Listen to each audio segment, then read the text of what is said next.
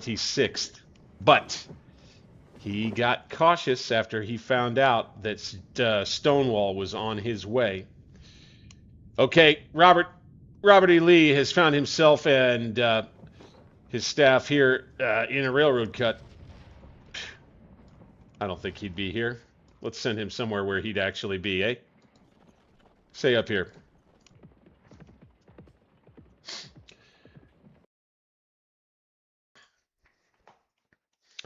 Gather round tonight, gentlemen.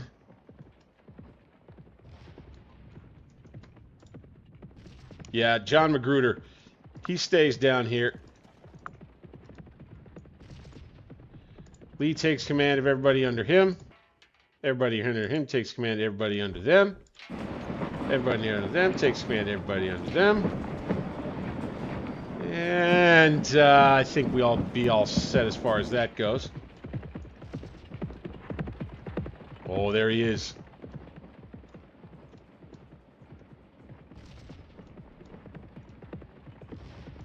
General Lee. General Lee, the King of Spades. Granny Lee. Unbeknownst to all of these fine Confederate soldiers,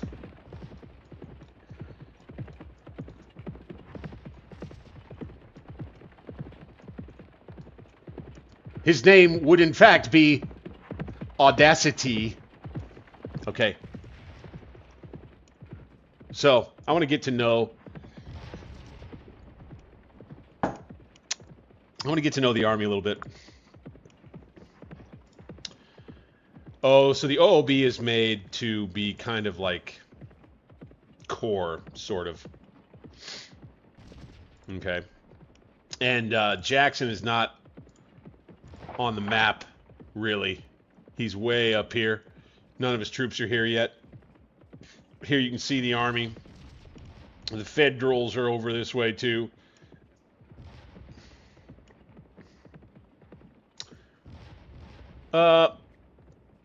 These bridges are going to be important. Here, here, here, here, here. This guy, this guy, this guy. Keep that in mind. Obviously, we want points.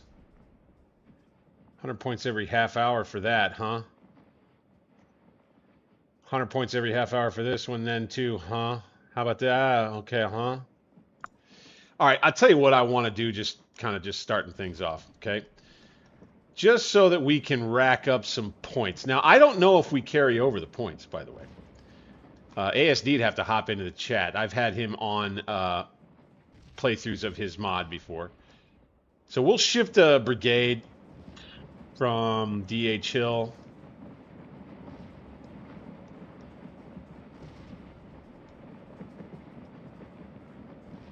Right.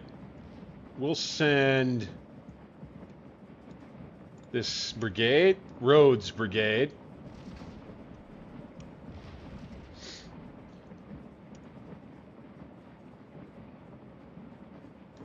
I want Rhodes to take a position right over this way, kind of like this brigade is, but just right here. Bonk, bink, bonk, bonk, bonk.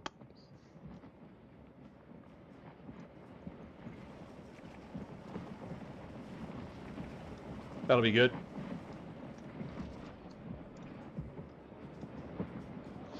We've got Ripley right here. He's going to advance as well. You know, anticipating a potential Union attack, I would say Ripley would get his brigade up in here. We'll do that double line.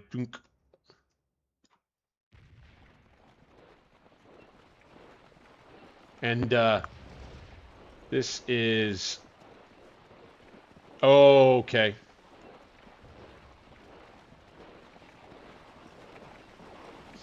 These are Jackson's, supposed to be Jackson's troops, but these guys actually, you know, since our troops will not stay during the carryover, I think this is all we'll do right here. I think we'll go ahead over here.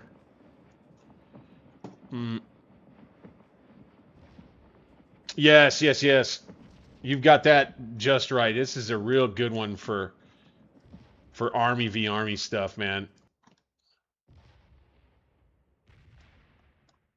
So, how many do we need for this one?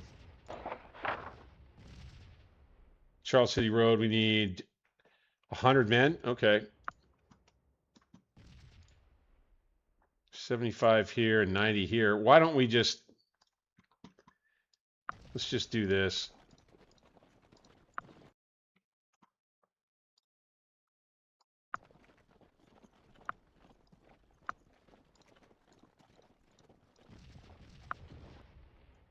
Like that. And I think having those two batteries like that around there will be enough to start gaining some points. All of this is pretty well preset. This is well done by ASDS. Just kind of preset defenses to represent, I think, some of the artillery positions that existed. I'm guessing these were kind of more dug into in the real thing. But you can see these are good, strong artillery positions up here on some high ridges and bluffs all the way down toward the river. There you have the city itself. Hey, well done. That's pretty cool looking. I got to give compliments there. Cool, cool, cool. I think the map here is pretty good, man. Okay, what do we need for this? So the idea right here, we're going to rack up points, man. 100 men.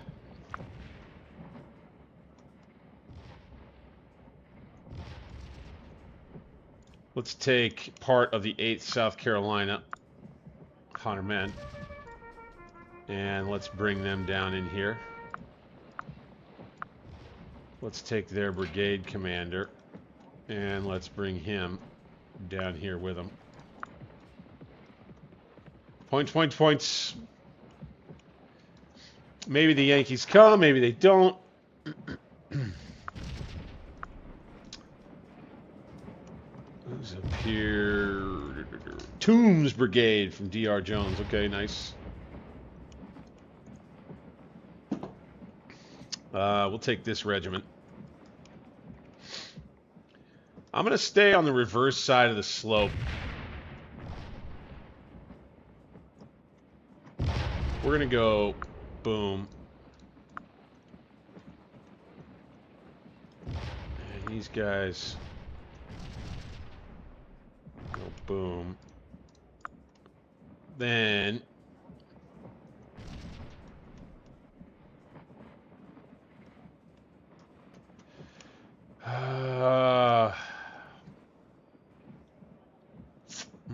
hello, who are you? Cobb's Brigade. Part of Magruder's division. Okay, got it. Howell Cobb with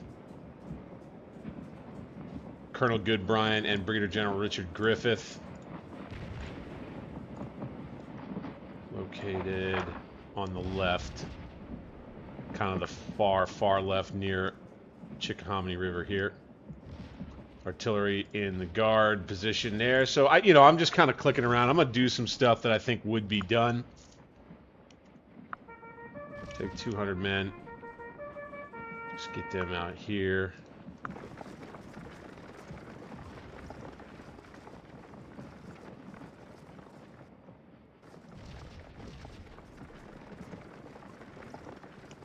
Take another 100. Get them kind of out there. Another 100. Move that there. Because the Yanks are they're right across over there.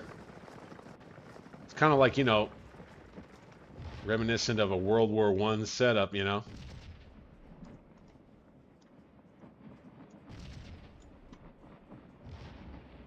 Up to Colonel George T. Anderson Jones Brigade.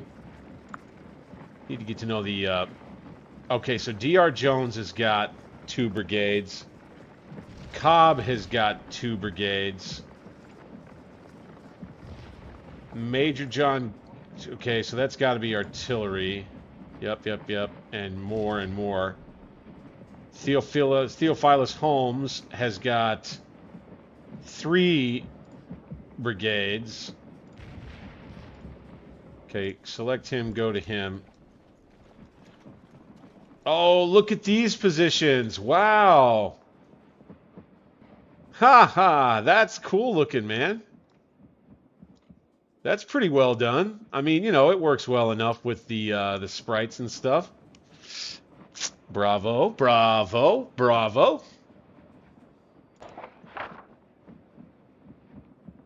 All right, where are we on the map? Oh, gosh, we're way over here. Okay. So we've got Walker, Daniel. So let's go down. If we can. I guess we can't. Okay. We have Cobb, Jones. Oh, we have Uji as well. McLaws as well. He has 2 brigades. Where are they? Okay, they're in here. Yeah, okay. McLaws has his 2 brigades over this way. Okay. I think that I'm with that, right?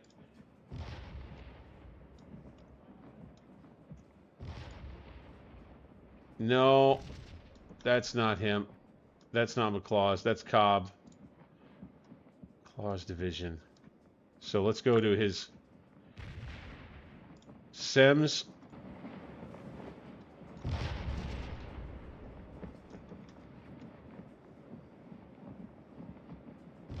Okay, he's right up here. Got it.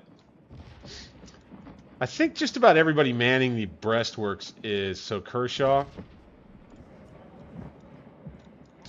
Okay, that was the guy who's... Okay, right over here. Alright, so McLaws needs to be kind of more... I think we need to put him kind of more right here. Boom.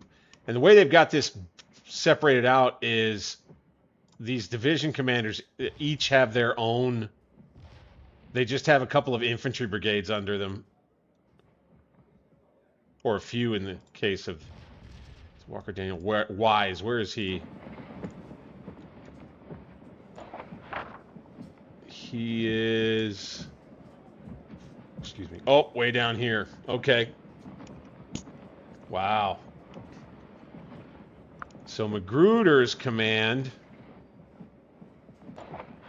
occupies the line along here while you've got D.H. Hill that'll end up leaving. You've got Mahone.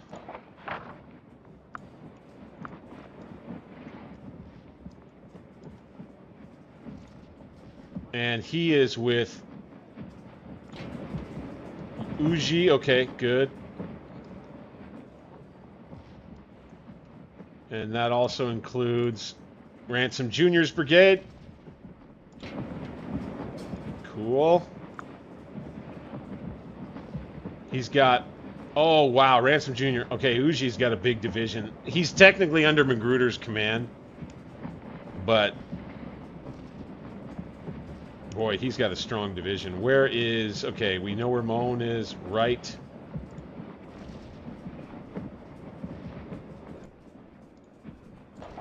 Is right there. Okay.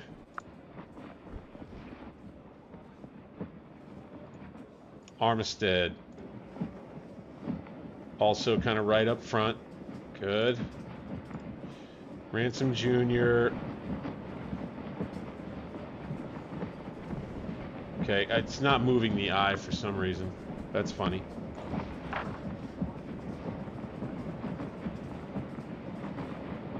Where does it say that we are now? Go to the selected unit. Bingo. I don't see any Union movement anywhere. I'm confused. I see no eyeball. Okay. Well, I think this is all here. Just about all of this along the entrenchments is Magruder's troops. As it should be. You've got D.H. Hill here. You've got R.H. Anderson.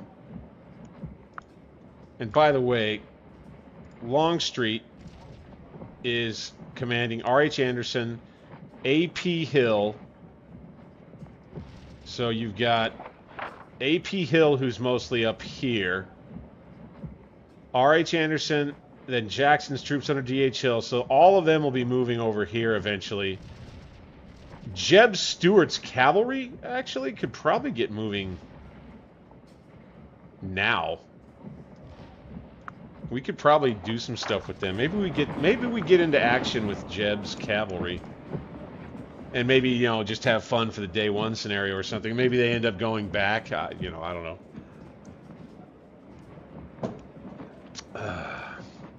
But I'd say maybe let's do a little operation. Major Harros von Bork. Lawrence Baker's brigade.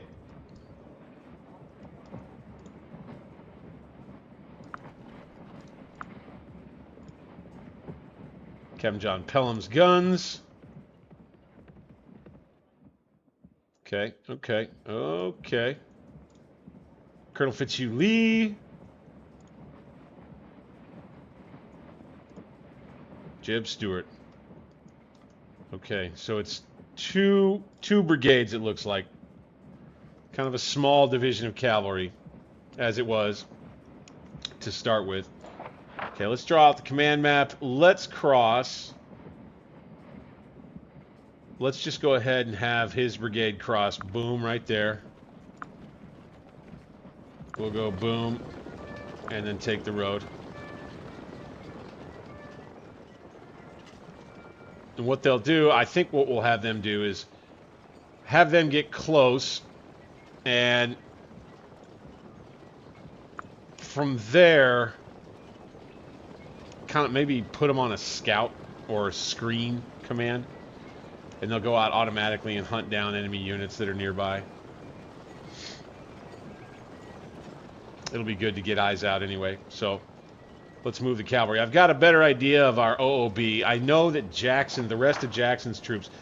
So, for those that don't know this, by the way, and I did kind of a quick rehash before we jumped into tonight's stream to bone up on the campaign. The way that this was meant to happen, and it did not go to plan, and that is Stonewall Jackson's fault in history.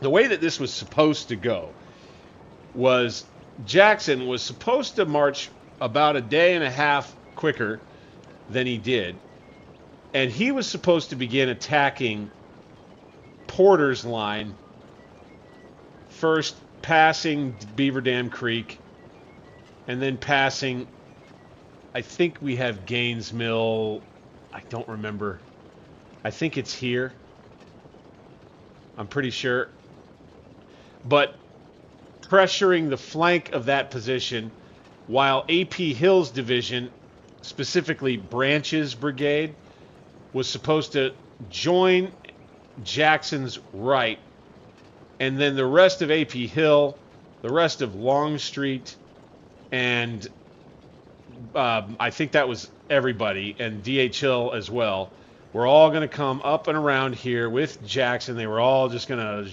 push them all the way into the river, and then start to apply just pressure up here and flank the Union Army, try to get into their rear, right? So the plan was for Jackson to lead it off. And it was a sound plan, the idea that you can begin to roll up this corps out here. They've got 5th Corps under Porter, Fitzjohn Porter, Start rolling him up. Continue rolling up from the center and inside, you know, and then you begin a rout is what you kind of hope for. There was a little bit of criticism of Lee on the outset of the campaign by some observers who said that they thought it was a little bit foolish for Lee to, I think the general idea was, plan such an aggressive offensive campaign while straddling a river. I think was kind of the main critique.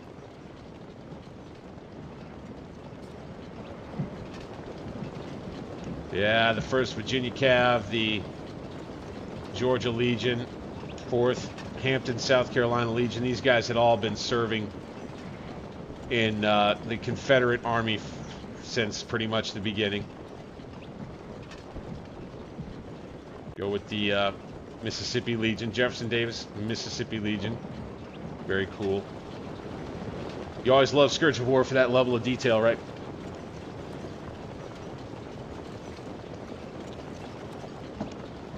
So let's go ahead. Let's go. Boop, boop, boop, boop, boop, boop. We'll move the speed up a bit.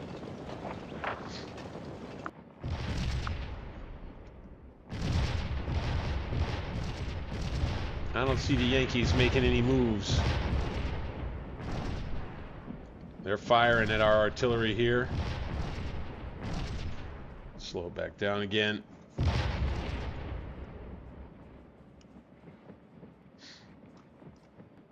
Let's take these guns. Let's grab their immediate superior, Major William Nelson. Who does he have under him? 3 batteries. Okay, Huckstep, Page, and Kirkpatrick. Okay, Huckstep, where's he?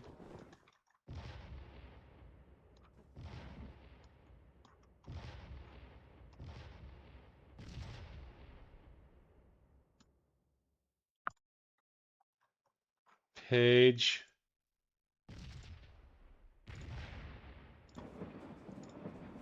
No, I don't want to do this.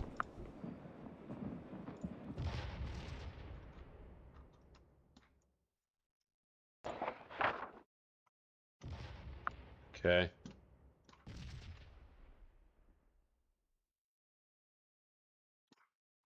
And then let me guess, Kirkpatrick? No. Kirkpatrick, there he is. Okay, good. Now, who are these guys with? Hey, Colonel Stephen D. Lee, S.D. Lee's Corps Artillery Reserve. All right. Number of batteries here. We got... Wow. Wow. He has a ton of guys. Okay, Carlton, McCarthy, Jordan, Reed, Cosnahan, Jefferson Page Jr., Richardson, Ritter, Young. All under Stephen D. Lee. Holy smokes, man. He's got 460 troops. It doesn't say exactly how many guns, but that's a lot of freaking guns.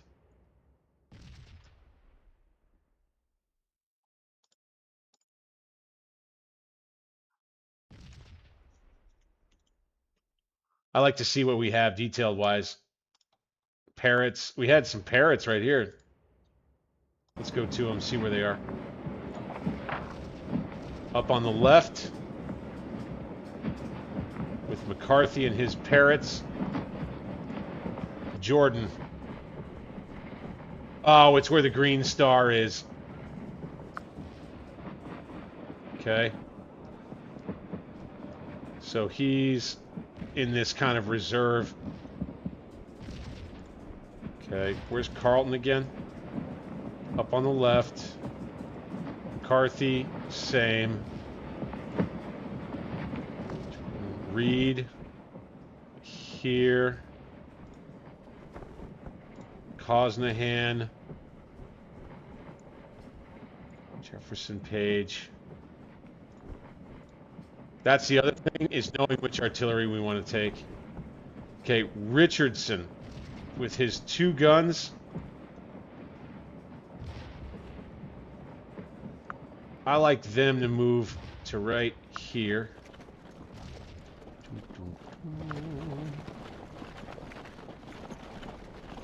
Ritter.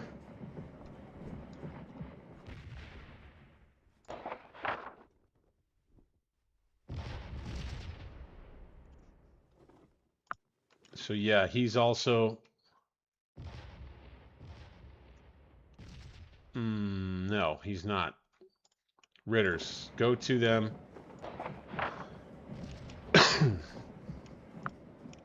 Okay, yeah, so they're there. What do we have? I could swear I knew that we were... Why does it show that we're so far back? Okay. Okay. I think I understand now. Okay, here these guys go. Kirkpatrick.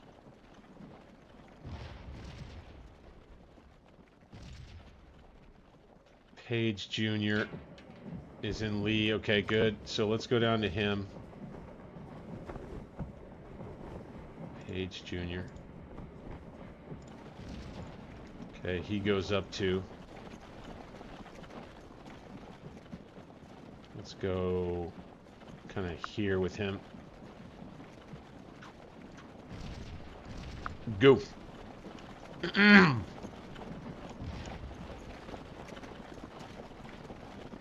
Trot, trot, trot, trot, trot. Cavalry making its move.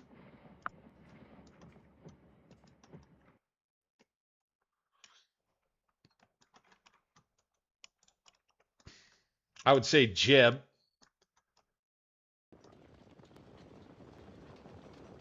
Would be interested to, oops.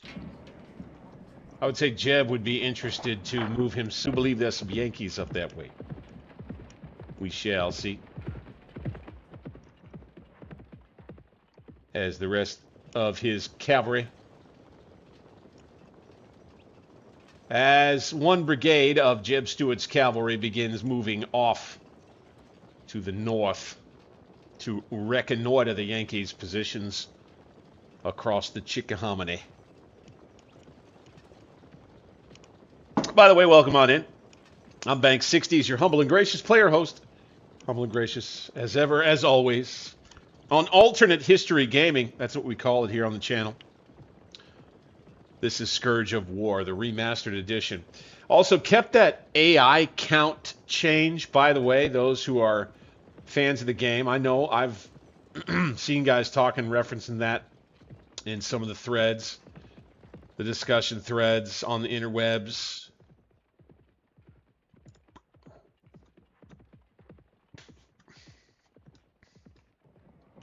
Glad to see that when Grau and I did that video, some folks kind of were like, oh, yeah, that's right. Yeah.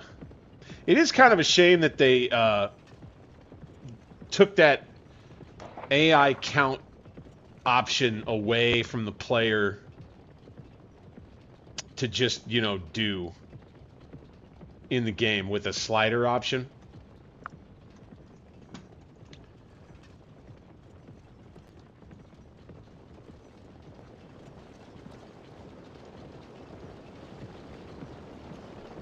Really, really, seriously, kudos on the map.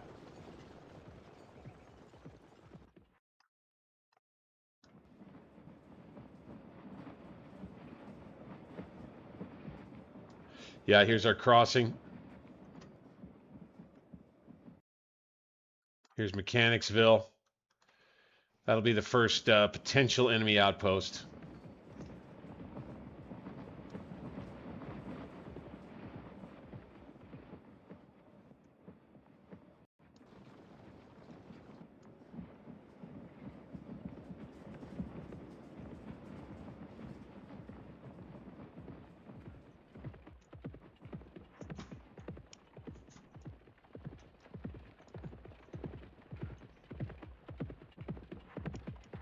Hey, no. You got to think about it different. Alternate History Gaming. I call it alternate history because we try to replay history but can't. So it's alternate. Right?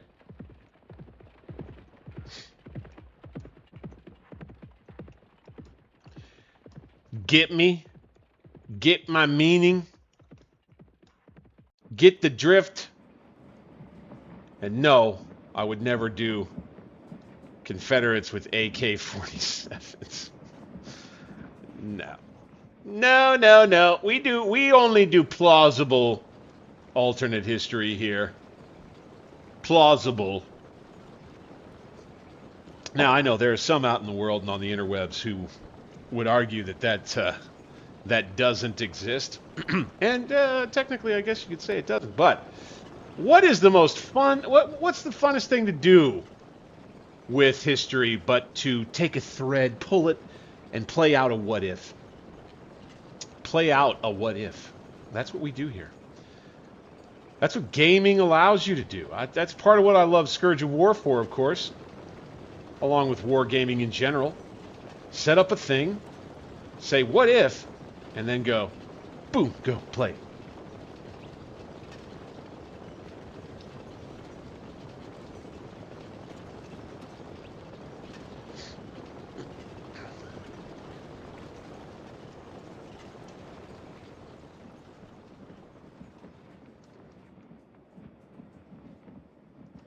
Yes, no, I would never dishonor the men who did the real thing by giving them AK-47s. Or by giving some of them AK-47s, as the case may be. Okay, so it doesn't look like there's anybody out here. It looks like we could get the cavalry out. General Stewart will run in and, oh, okay, here we go. Little town right here, Mechanicsville. That looks pretty good. It's pretty good. Jeb Stewart will come over to the local do-gooder's house here and let everybody know, excuse me, let everybody know that they don't have to hide their women and children just yet. The Yankees won't be able to contend with his cavalry that's on its way. Ladies and gentlemen, you fear not. Jeb's troopers are thundering this way.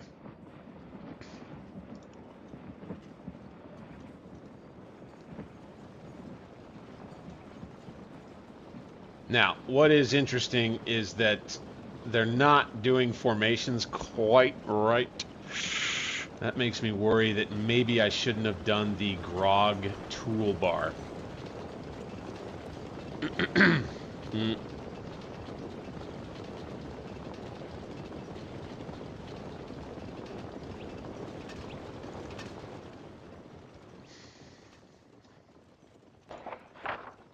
Oh, hey.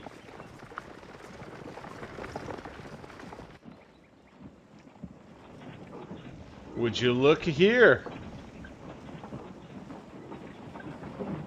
Looky there. We're going to have a little activity. Armistead's brigade up on their front in the wheat. Let's go ahead and give the guns some room, shall we? Let's get on the breastworks, gentlemen.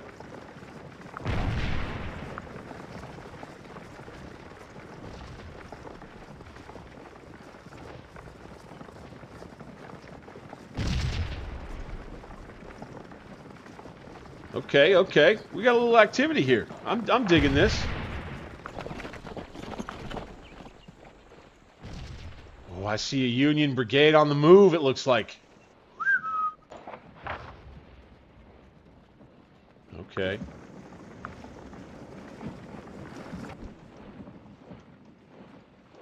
Fantastic.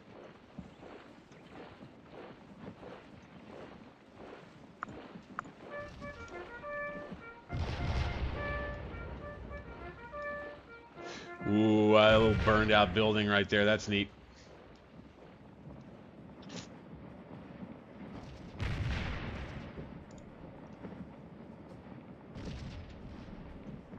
Let's have these troops go here.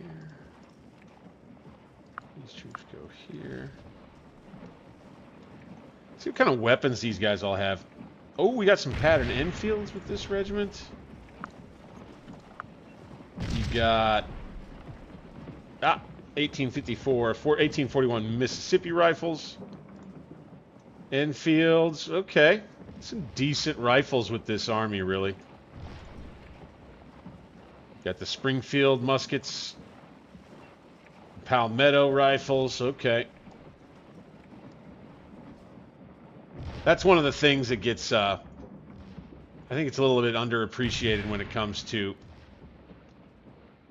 Robert E. Lee's army anyway, is that it was pretty darn well equipped.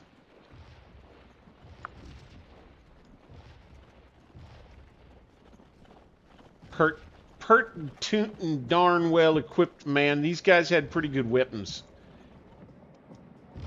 The Liège pattern France, same here. Wow, on Kershaw's brigade. By the way, that's some really incredible detail work to try to get that right in the OOBs.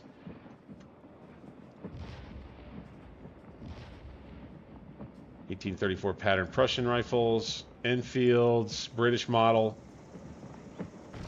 Fantastic. Massed Union artillery and some troops here. It would be a bloody assault if they made one. That's for sure.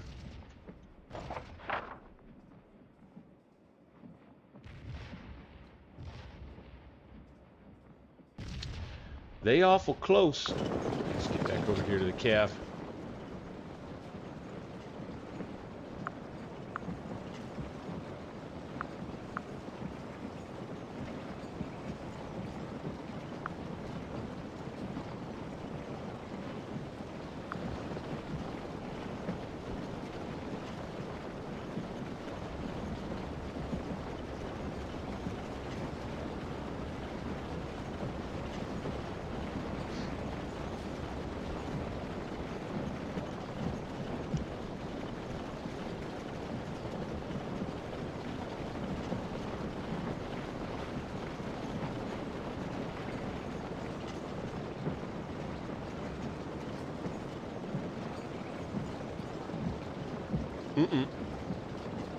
I didn't lose you guys, did I? No. No, we're on. Good deal. Shit. I was worried for a second.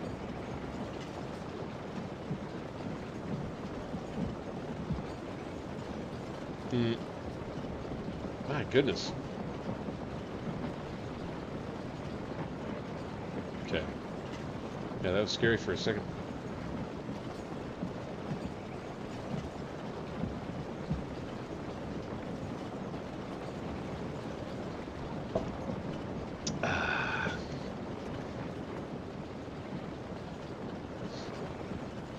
Now, this infantry brigade right here, this furthest left infantry brigade, who is this? Okay, Joseph Anderson. So let's go to AP Hill's division. Right, so that's one thing. They don't have Branch's brigade unless that's who this is. Seems like it may be.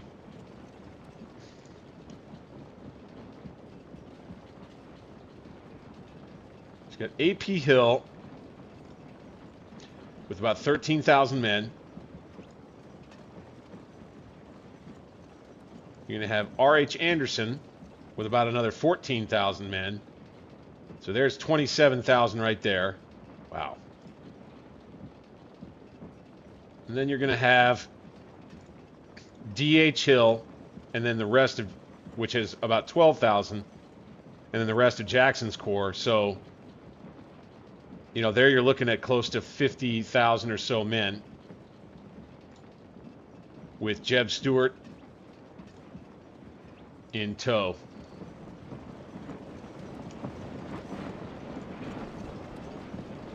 As the cavalry makes its way toward Mechanicsville, we're going to see if we can scout out the left before we make any big moves out that way.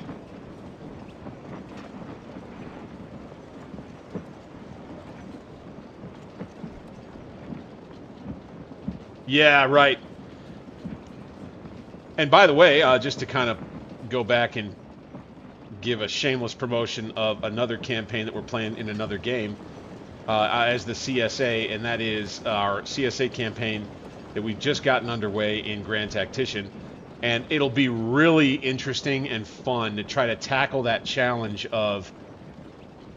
So when I played as the Union, I kind of was able to just lean back. I always knew that my industry was going to be there. I always knew that the cannon were going to be there to be pushed forward to the supply depots. Now as the Confederates, that whole like, okay, so now part of the reason that you're trying to win battles, part of the reason that you're trying to rout the enemy and just, you know, devastate the enemy forces, so that they'll leave behind, in a panic, they'll leave behind a bunch of public property and leave behind a bunch of their really good cannon in particular, so that I can bring them over to my army and steal them and use them. You don't get to do that as much or as well in this mod, and we'll get to that later on down the line. If you stick with it and you watch through this entire playthrough, and it's going to be a very long, very, very long. We're going to be at this piece by piece, stream by stream. I would wager for like the next month, month and a half, guys. So just be ready for that. It's going to be 7 days non-stop on every stream for Scourge of War. You'll get tired of it, I'm sure. I will say, I mean, I'll stop if folks stop watching. So there is that.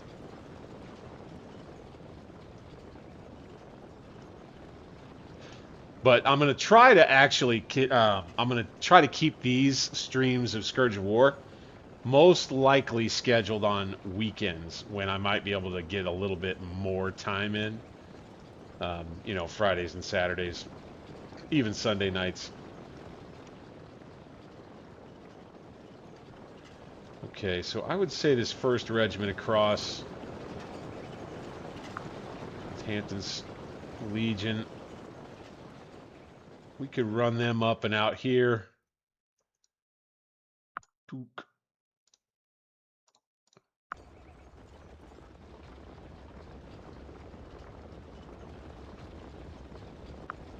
The 4th Virginia Cavalry could go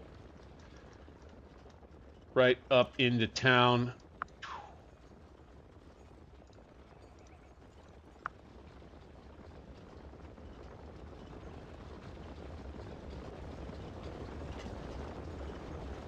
Cobb's Georgia Legion Cav.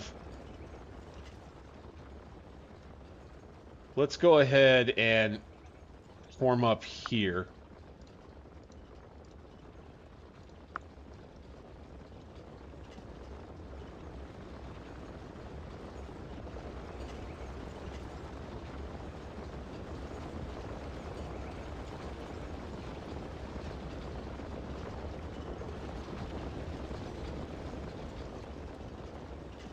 We'll have Fitzhugh Lee get himself. We'll have him go meet up with Jackson, or I mean Jeb Stewart.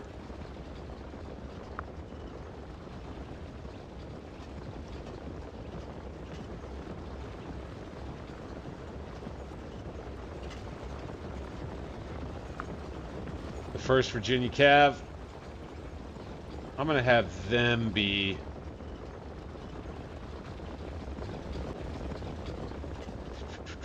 For starters, we're just going to bring them right here.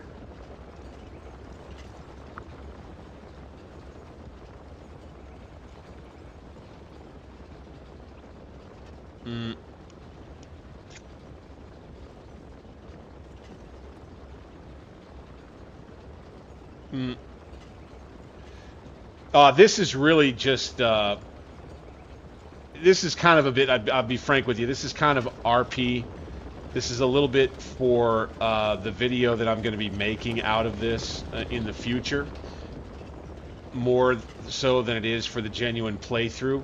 This mod gives you this very first day of action to kind of familiarize you, ASD did, to familiarize you with this OOB, and to give you a chance to kind of just wrap your head around where everybody is, maybe make some plans of your own about how you want to move your troops.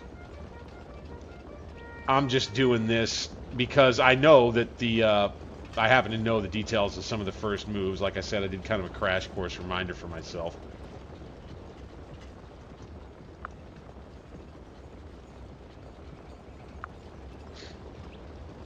And this just gives you a look at kind of, you know, a force review, you might say. We'll just have the cavalry come out here.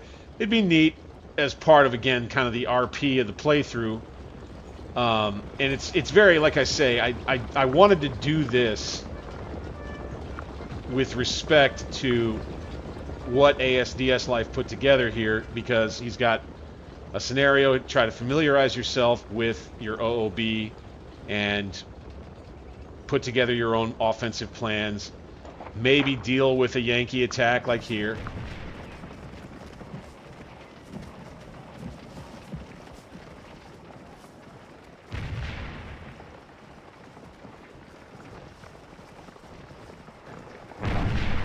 Boom. Defend. So Armistead is actually going to push out.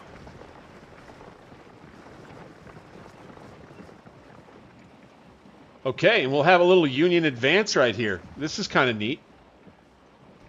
Union with a little probing attack.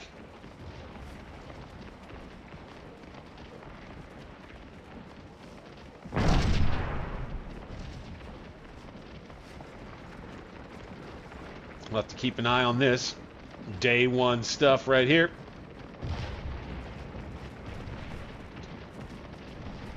Nice.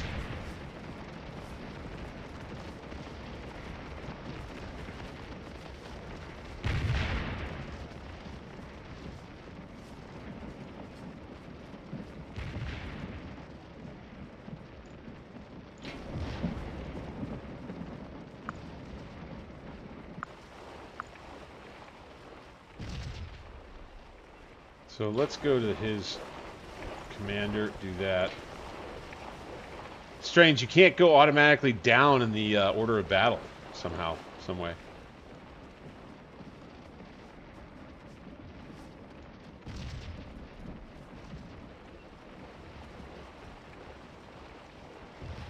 I'd say the Yankees are coming at the right spot along the line right here.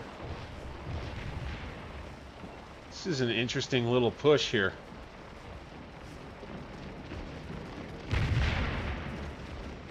I definitely was not expecting it.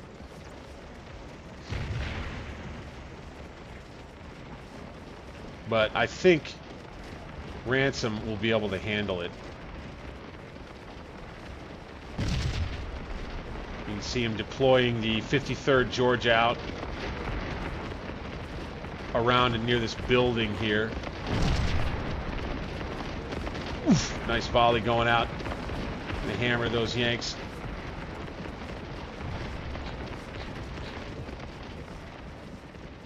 I'd say we want to take Wright's brigade.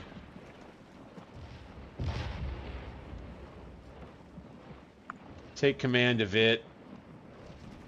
And try to swing it. Or I tell you what, try to link it like this into the entrenchments. Boom, boom.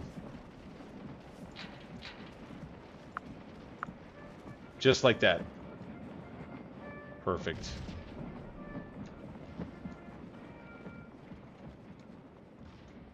They all kind of, unfortunately, left their post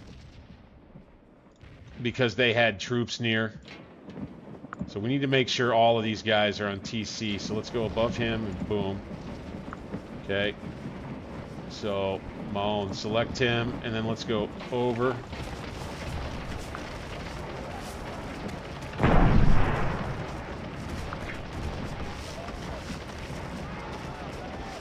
Armistead.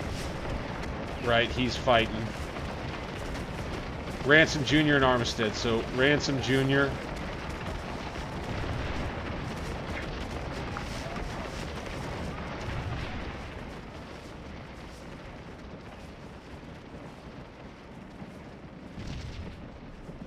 That's Armistead up there. That's not Ransom. Okay, that's Armistead up there. So let's have Ransom Jr. get himself out. This regiment. Dunk. This one right here. Okay, we're doing good over this way.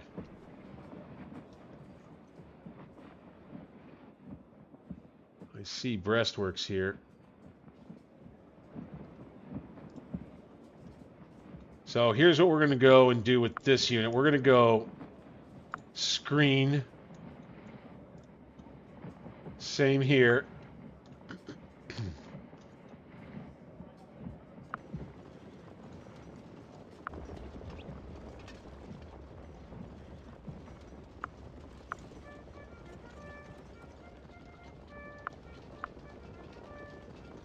We're going to send these boys out. And Stewart was kind of meant to try and link up with Jackson's left, was the idea for him. Now we're going to try to respect a little bit of what did happen in history here, and we're going to try to move the rest of Stewart's cavalry on up. So we'll go right there. And that's fine. We'll get his artillery going too. Right there.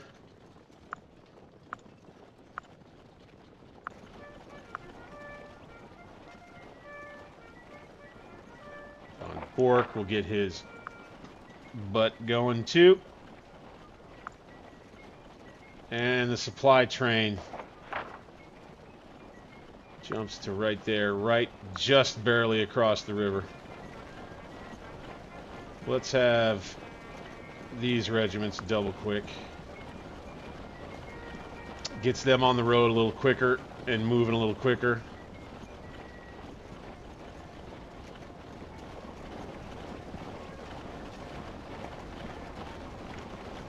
Go, go, go.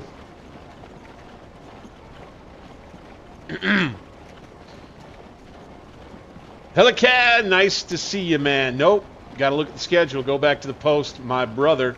By the way, thank you for being a member. Tonight was the night for the 7 days. And Scourge of War. Oh! My goodness. The Yankees moving with some aggressiveness over here. All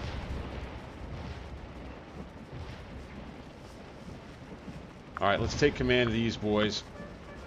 Let's jump on these breastworks right here. Double time. These boys, same thing. Go.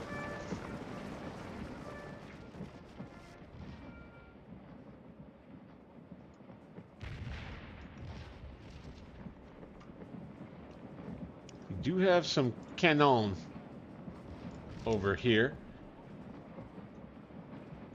Let's bring some cannon up this way. Boom. Go.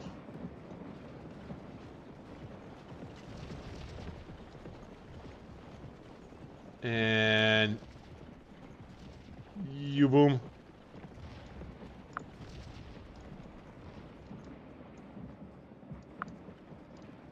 And you go. Just like that. And you boom. All the way into the bean field here. The next thing, yeah, that's something you can't simulate. It's hard for them to simulate, for them to pull down fence rails and stuff.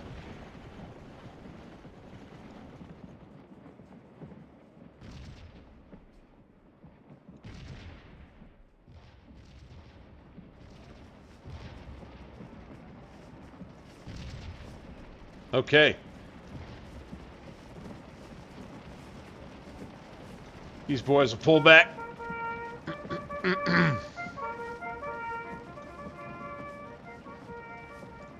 These boys will get back into the breastworks. This battery will clean itself up.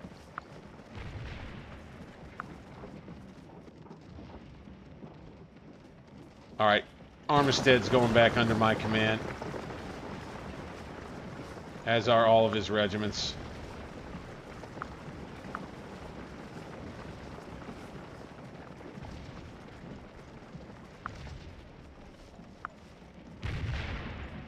Stay on the breastworks, boys.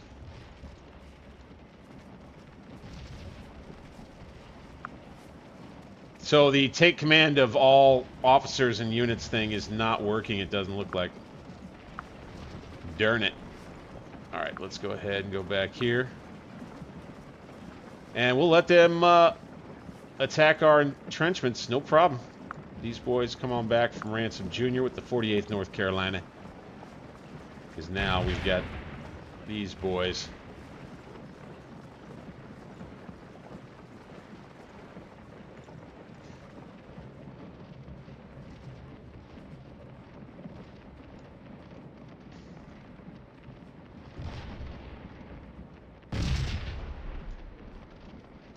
Here is where our AI buddies might have created a problem for us here.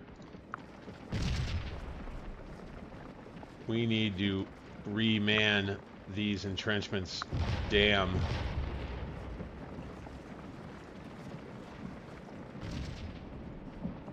Thank goodness there is Ripley's brigade right here. I would say he needs to just go ahead and move his brigade forward 500 yards. I think we're going to have to do this the hard way.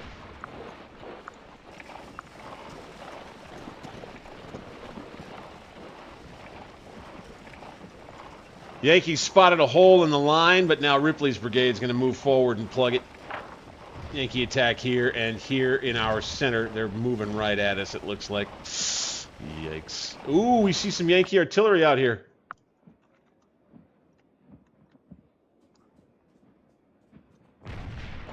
They are northeast of where I am now. Right there. Okay. I see, I see. Let's have these boys dismount.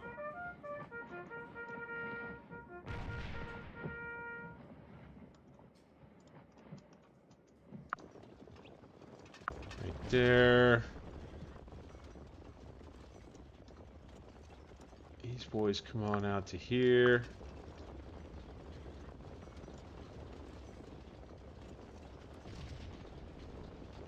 Oh, he's gonna screen way over that way. Yeah, no thanks. Don't do that, buddy. Just come on around over here. We're across with the cav, and that's good. Looks like we'll have to deal with the little artillery there. Here on the morning of the 25th, got a little combat. Yankees opted to come forward, attacking the breastworks outside of Richmond. Mclellan getting a little aggressive here, question mark? Back at what? Here they come.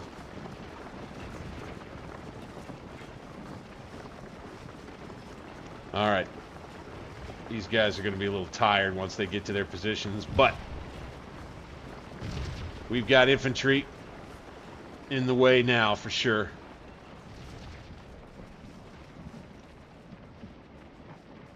We'll have a little more we can bring. Right here. I love that retreat and just like run straight there. Command. That's fantastic.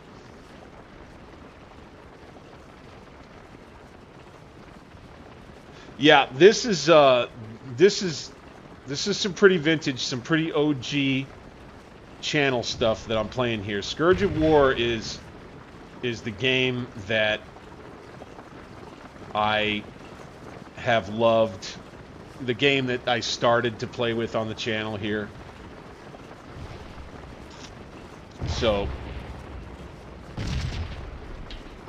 I don't think I will ever quit it. I can't quit you, Scourge. On the breastworks now, fantastic. And we've got old Prussia muskets, I think.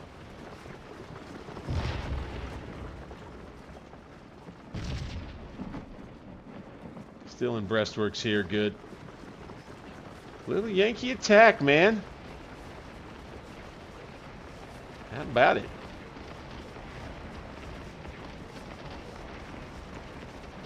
Let's have these boys. How are they doing? Okay, they're not bad.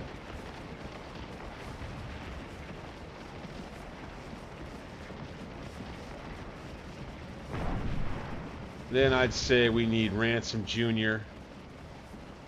to send another couple of regiments right in here.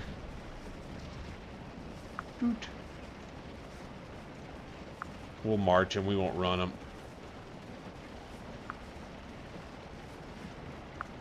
Here and here.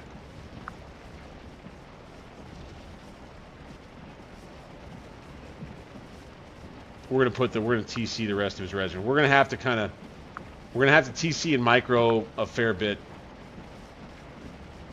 Uji, we don't need to worry too much about him. Ransom, let's go ahead and TC off so that he can run around and do useful things. Woo! Looky here, man. You got the 5th Virginia Battalion, muzzle to muzzle. The 74th New York at just 48 yards away as the 48th tries to get itself lined up on that fence right there so that it can fire into our breastworks. But the 26th North Carolina, as you can see right here, doing just fine. Doing just fine.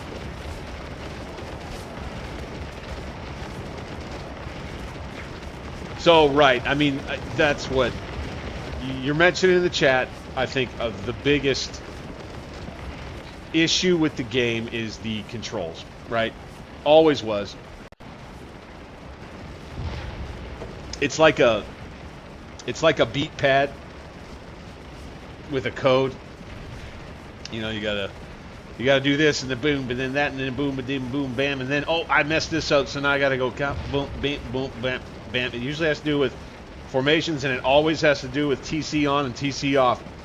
Like you're going TC on, okay, then I'm bit dip boop, and then TC off, and then TC on, and then I'm up to an officer, I'm TC off on all of his troops, I'm TC on and back on him so that I can boop the formation, then the boop the road. You know, like you're doing all of that.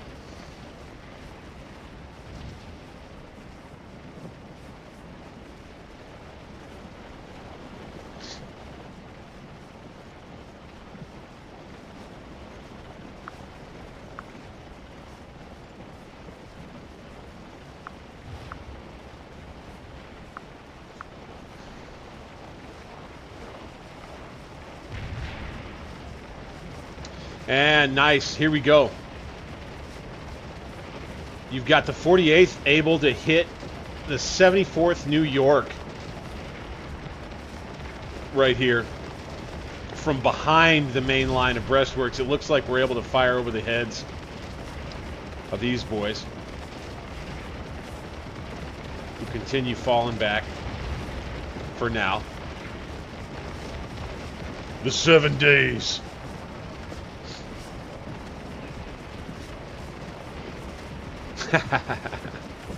The turbo base button is absolutely the TC button, off and on.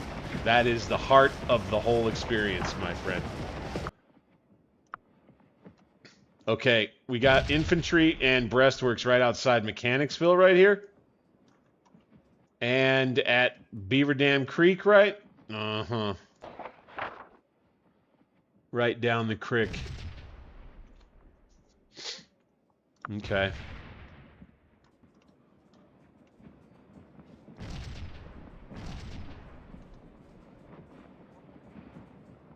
Well, let's take the 1st Virginia Cav.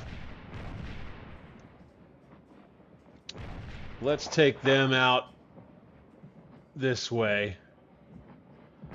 Let's see if we can just scout out what's going on the flank of this whole thing over here. Boop. We'll double time it over there.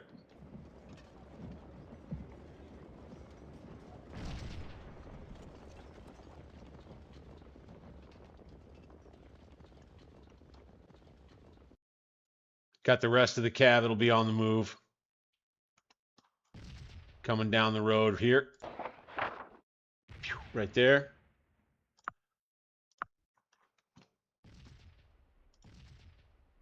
Let's have this supply wagon get itself up near the other ones.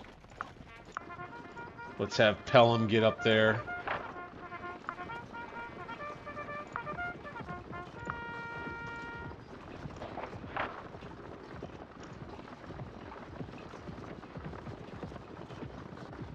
I'd be a little concerned to have them shooting over my back. Helicat. I don't disagree.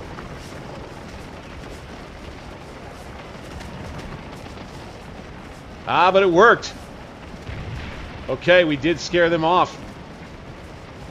Did manage to make them run. Fantastic. The 74th is going to head to the rear from the Excelsior Brigade. Okay, these boys are going to take a break. Let them go. We'll have Ransom's 48th. We'll just join the firing line right here. Right on the breastworks, you can see here.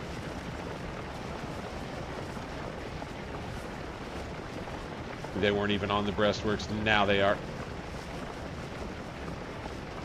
These guys are on a wall. Fantastic. Yeah, doubtful the Yanks are able to make a ton of progress right here.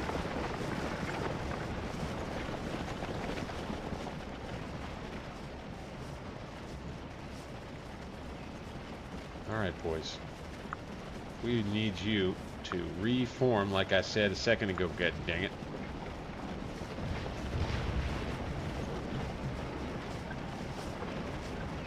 Don't know what you call this. So what is that? There's a landmark. You can't zoom in on any of this, which is a little bit of a bummer, but oh well.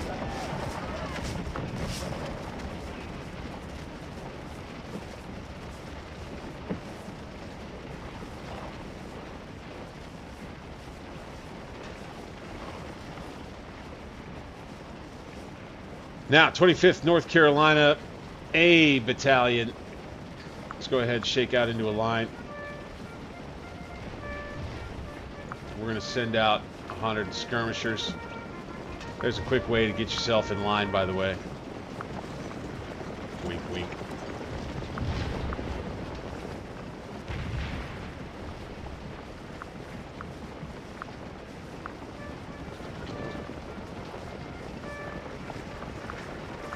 But yeah, this is more of a point-to-point kind of a thing. It's not a drag and click a box kind of a thing for the unit controls and such.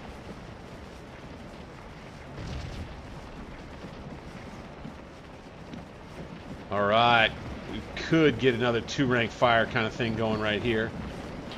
Let's advance. No. Let's have them just advance forward a bit.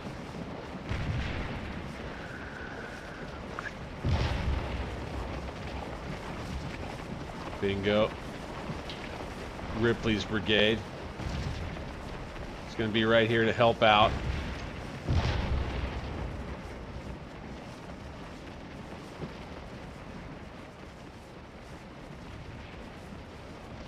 That's D.H. Hill's troops.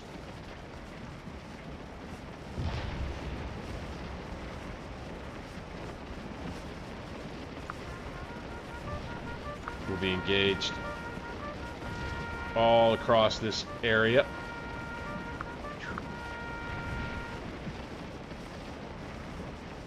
I'll tell you what, we'll go ahead and stop. We'll start shooting here and we'll advance with them immediately.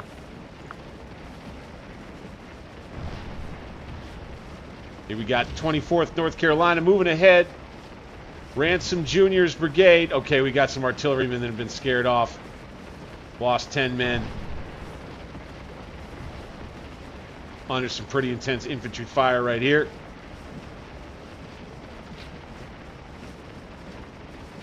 Let's engage.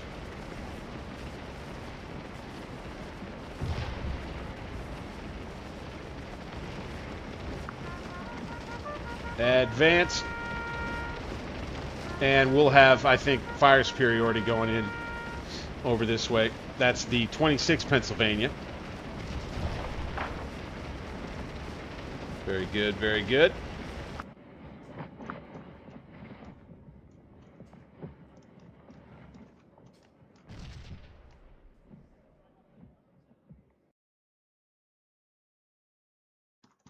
Let's go all the way out here.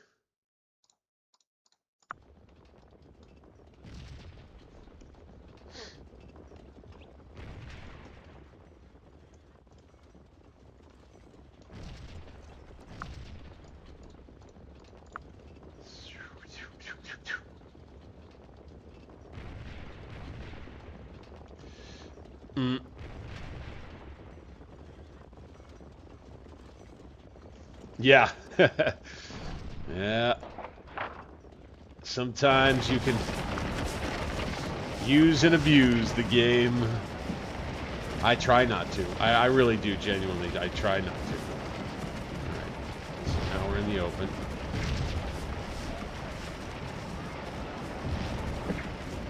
Got back on the breastworks there. Good. Here, good. Same. Fantastic. Okay, so this is all we have to deal with, and I think we'll be able to repulse. I'd say the only problematic area would be in here.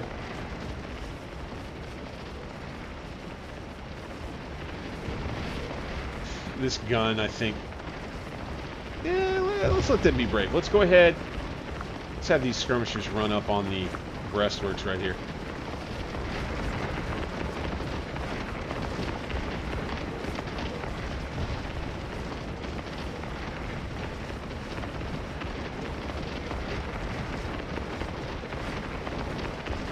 Pretty cool stuff. All right, 25th North Carolina A Battalion. We're going to move them up.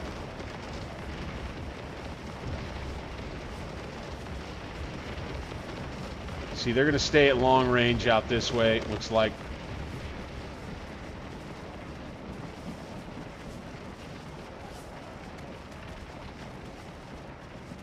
Ooh, they're hitting us from long range there. Musket fire. Looks like we're not taking too much heat, though. I will say some other parts of Ripley's brigade, I think, need to fill in along the entrenchments here. Let's go ahead and send them. Let's send the 1st North Carolina here. And I may detach Ripley's brigade and let them stay over here and guard the entrenchments while the rest of the army do what it do.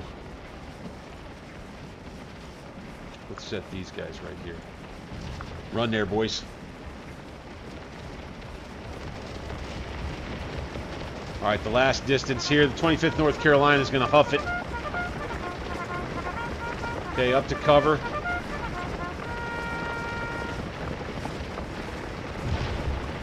Oh, you're going to have a lot of Yankees going down in that field there. They've got a little concealment, though.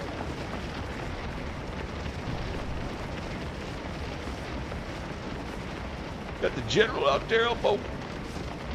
Shoot at that bastard!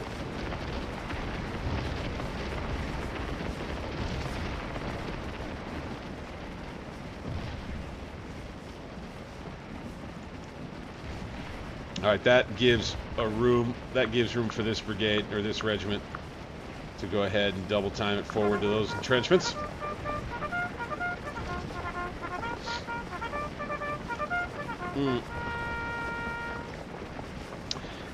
In this mod, credit to my guy Grau, you get a general. Excuse me, you get a general engagement range for every, doesn't matter the model of gun, a general engagement range of 300 yards. And then, as far as I understand anyway, there's a fairly universal casualty rate calculation that's done within the game engine, and Growl's mod just kind of tweaked with that a little bit. I do think that the rifle model listing right here is maybe just a little bit cosmetic versus functional. I will say that. I just like that it's been done. I like that they have that listed there. I think that's kind of cool.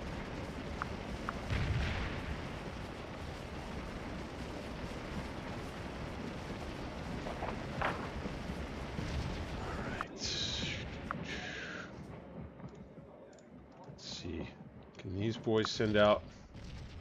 Oh, wow. Okay. We can split off some troops here. Okay, the 1st Virginia is going to send these boys here. We're going to go here and here.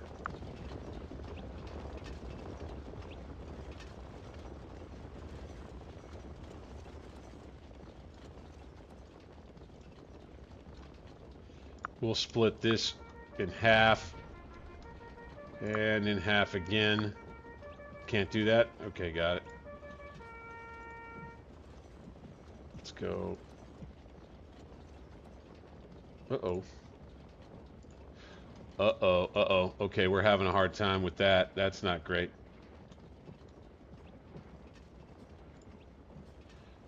Okay, we need to go unsplit.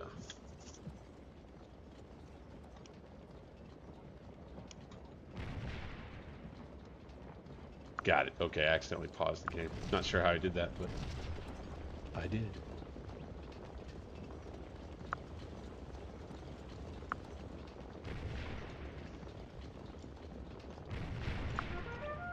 Dismount these guys. Ooh, shoot. Get out of there. Damn. See, that's one that's definitely hard to explain. Yeah, these guys lost damn near half of their men getting waylaid by artillery.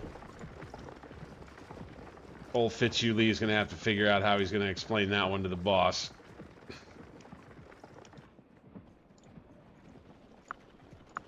Daggum. Alright, so it looks like indeed we've got Yanks out here on the flanks, as expected.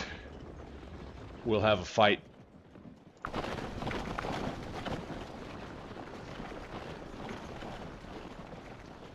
Okay, this artillery battery,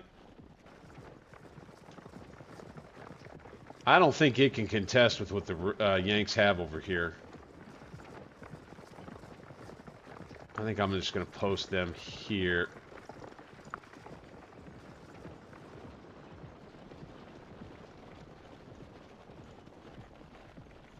The ammo wagon's moving. This one's moving to its post. All right, and then we've got Baker's Cavalry Division or Baker's Cavalry Brigade on the move. Good.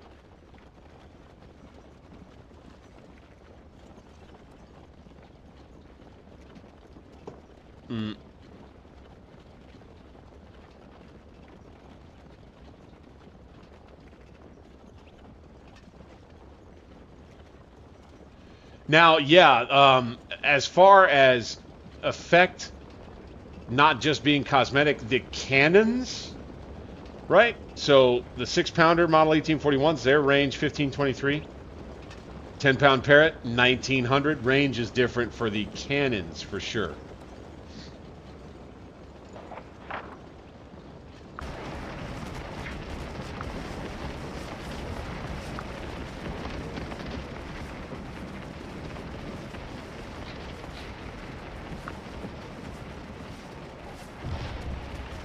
All right, got these boys over on the breastworks here finally. Be fired into the woods there. They're not going to be pressing too hard, it doesn't look like.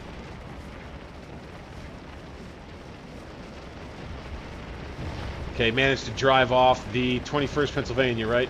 26th Pennsylvania.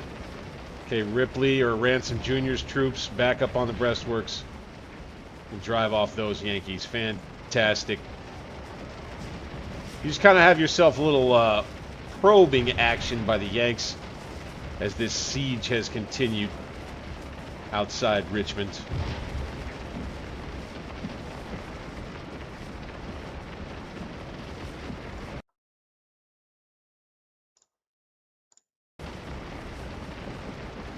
And we'll be about 8 minutes away from this scenario's end and be ready to carry over into the January, or rather June 26th scenario.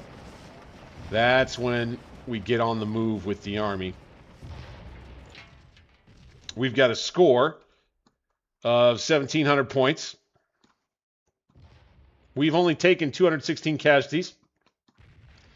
The enemy, on the other hand, has taken quite a few more, 831. We're going to have a lot to move when it's time to move, boys.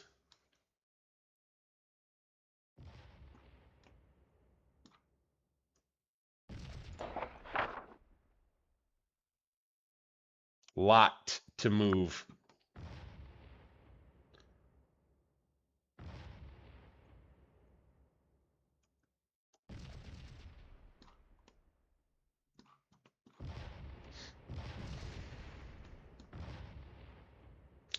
Yeah, I think we're coming around time for a drink refill here, too. So, we'll wrap up the scenario. And then we'll refill the drink. And continue with the next carryover is, I think, what we're going to do.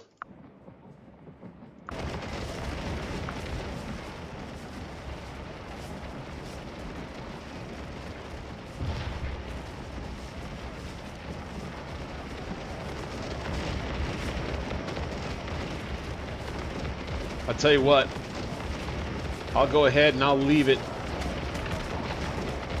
right here for the time being. I'm going to run out, say hi to the dogs, make sure they know I love them.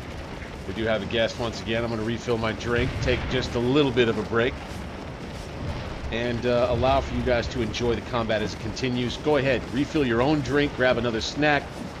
Tell a friend about the stream tonight. Boys, we're having some fun with a little Civil War playthrough here in the 7 days battles. Don't forget, click the thumbs up button if you like what you see. If you're brand new, subscribe to the channel. It's Alternate History Gaming here. And I'm Bank60, your humble and gracious host. Thank you, as always, for being here with me. I'll see you in just a second, guys. Hang tight.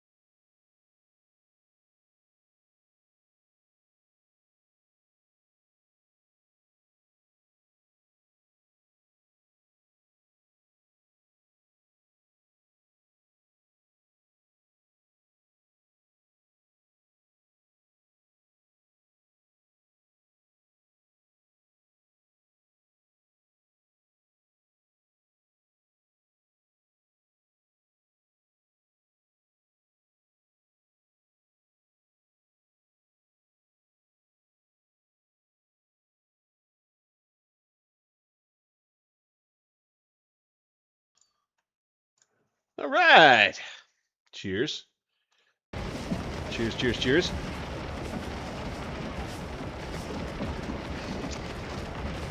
We're back. All right, got a few minutes left to go here.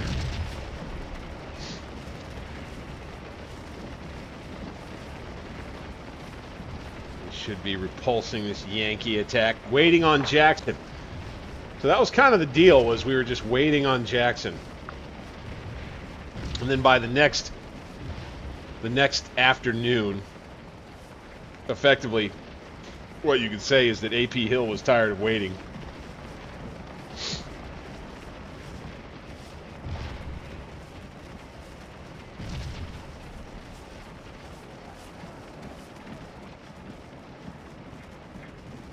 He's cannon here.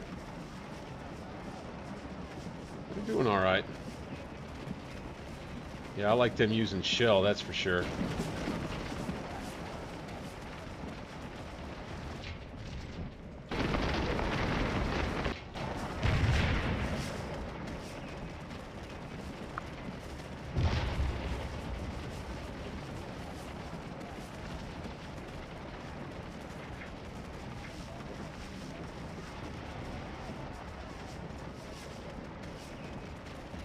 So, Cap Marcellus Norman under Magruder's command.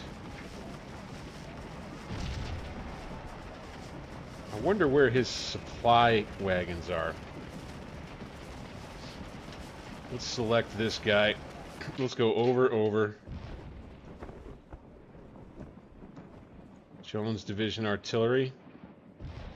So who's supply wagon? Jones Ammo Wagon. Jones Artillery Ammo Wagon.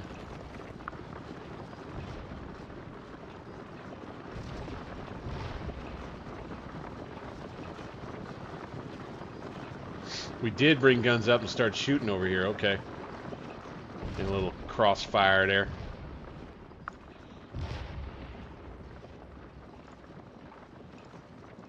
So select.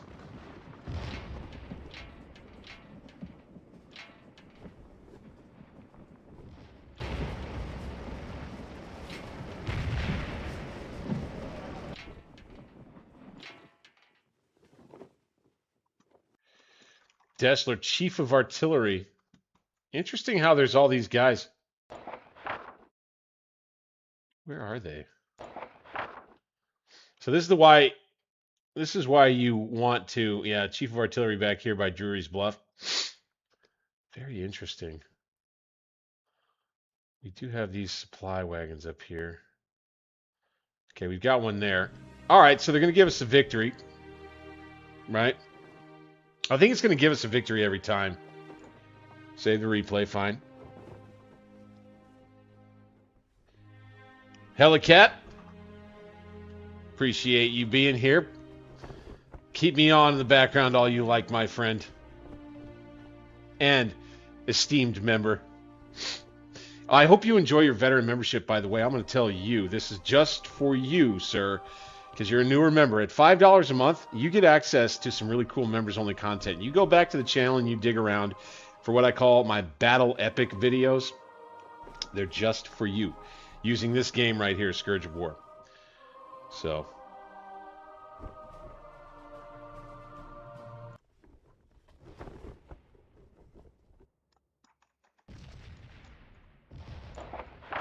you are allowed to continue playing it, right?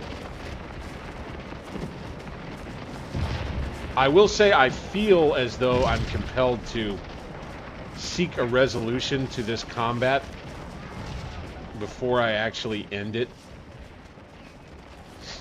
And I think I've got a little bit more familiarizing to do. Especially with all this artillery. So I think we need to rely on the artillery that's with Longstreet and the artillery that is with Jackson to be the artillery that we are going to put on the move, along with Pendleton. Where is he? Okay, back here. Richardson, Morin, right? All of them. Here we got Cav all the way over.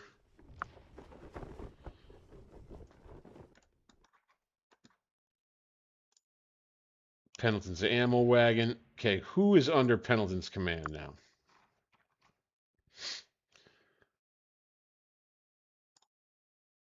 My God, they've got a ton of artillery here. Okay, where are you? Ah, it's all these guns. Okay. Watson, Smith, Dance, Hupp, and Wyatt. Okay, so I tell you what. Let's take Colonel Brown's entire artillery battalion, I think you would call it. Let's move them through Richmond and to the left. We're going to end up using them. So let's go, boom, select him. Let's go off command for the time being, boom. Let's go command map, and then they'll go right in these fields. Bam. In double line. All of them taking the roads.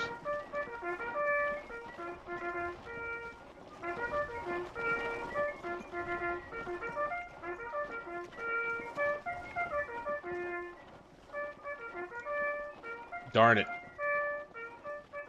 They're not going.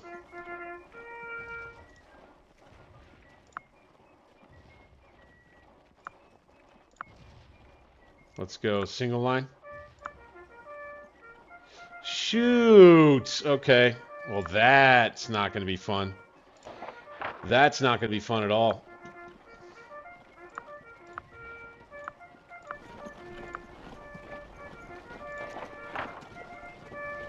Okay.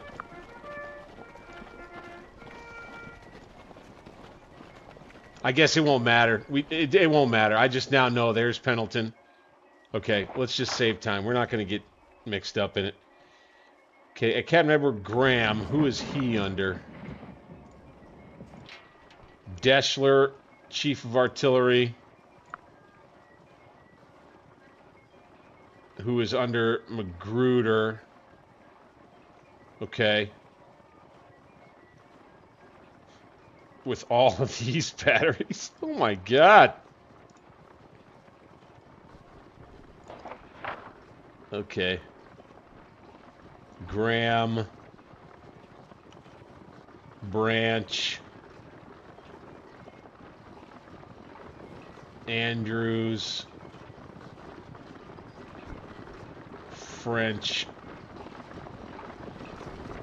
Brem. Yeah. Okay, Rives, yeah.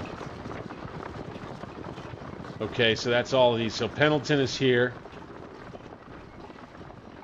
Or, you know, Brown from Pendleton is there. So where is the rest of... So what about Cuts? Alright, he's on the right here. There in the center there.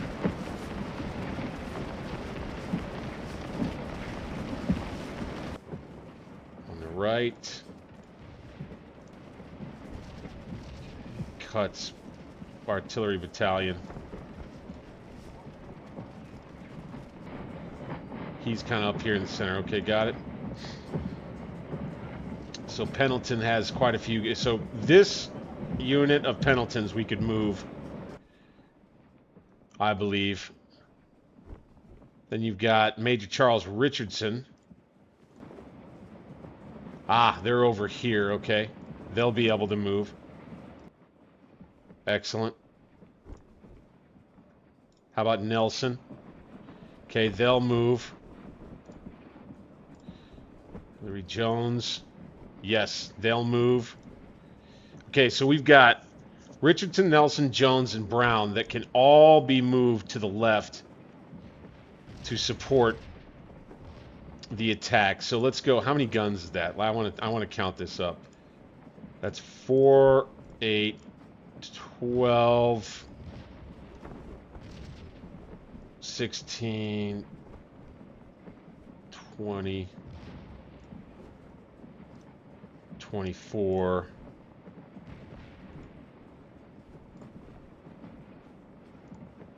28, 32,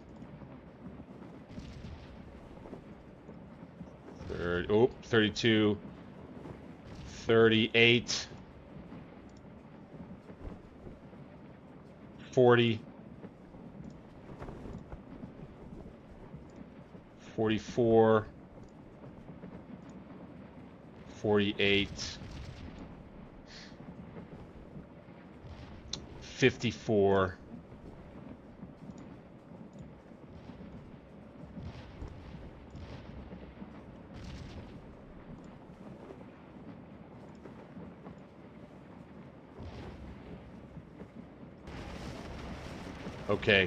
54 guns. Not Jones. Nelson, Richardson, and Brown. We'll count on pulling them off with these troops, right? AP Hill goes. These troops all go.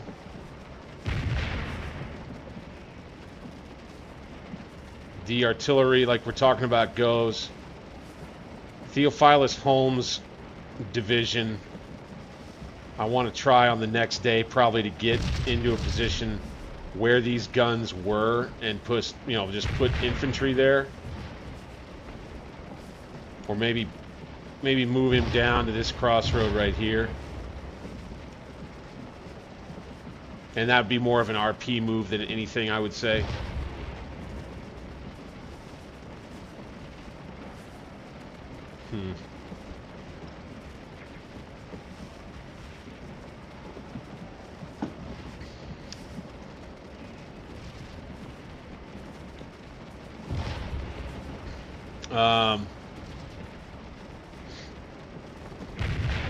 And yeah, AP Hill over here.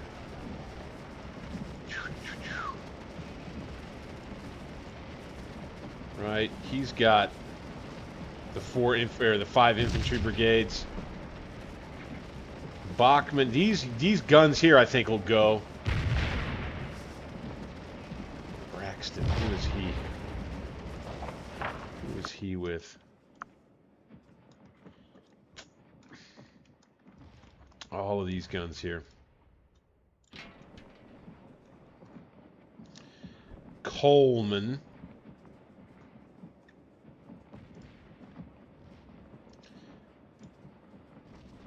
So Coleman.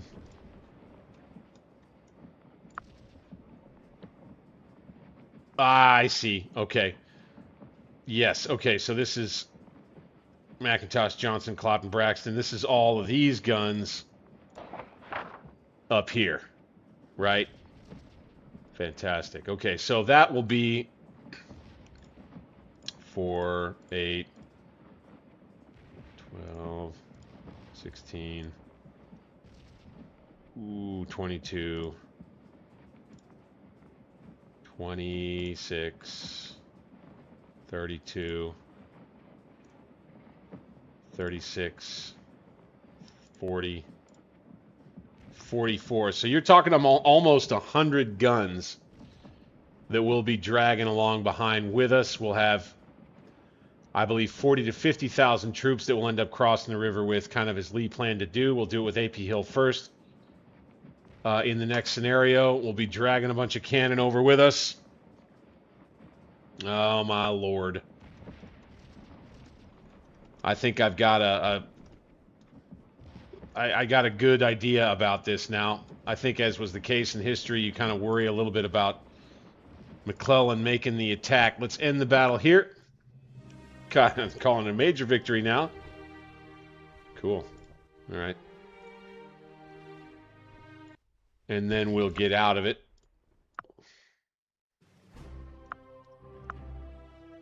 We're going to go to our second scenario.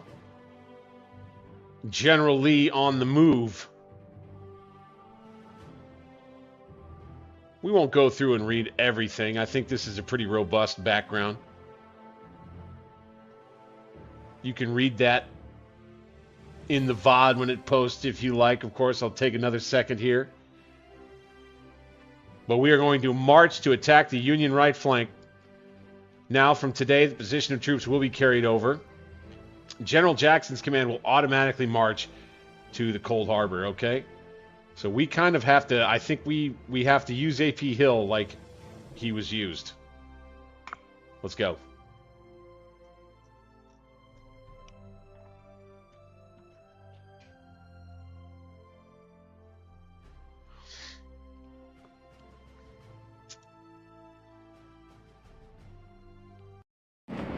Alright. So, yeah, it pretty much just puts everybody back where they were. And we're going to want to take Mechanicsville to start with. Alright, we're going to go all officers on take charge.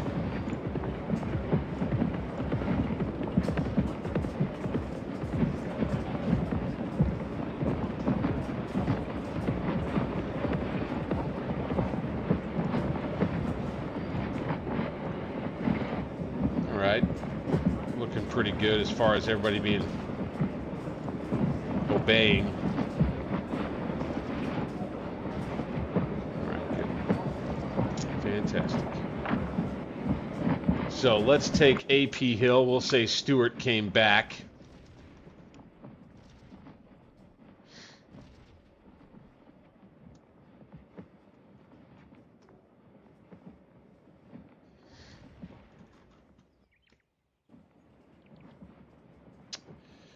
We need to get ready to cross the river, the big river. Okay, we need to go up here. Okay, first objective will be to take Mechanicsville, right? Secure Mechanicsville. We know that there are Union troops up there. It's 4:30 in the afternoon now. What I will say is that, and this goes, I think, until 2000 hours. So I'm thinking I still want to come back here and just do what we did with the cavalry again. Hate to have to do it, but... Oh, okay. So, oh, that's interesting. We only have, it looks like, the one brigade down here. Okay, so maybe it reflects a little bit that, yeah, that Fitzhugh Lee's brigade has kind of gone off on the left. Wow, that kind of fits, I guess. Well, I'm down with that. I think that's kind of what's going on right there. So let's let these guys under Baker make their way across and scout the position again here in this following afternoon. AP Hill will call up a little cavalry screen, or a cavalry scout, before he actually makes any moves himself. This was the day, by the way, that Mclellan had originally planned a massed attack on the Confederate positions outside Richmond here.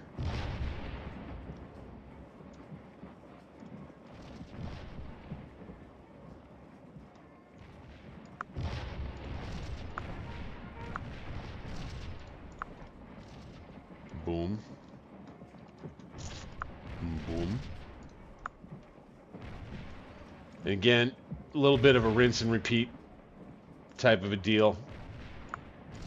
But now we're better educated about where all of our artillery is, and that was kind of the big key. So, let's get Brown's guys moving, shall we? Pendleton, Brown. Boom, boom. All right. Will they do it? Will they do it?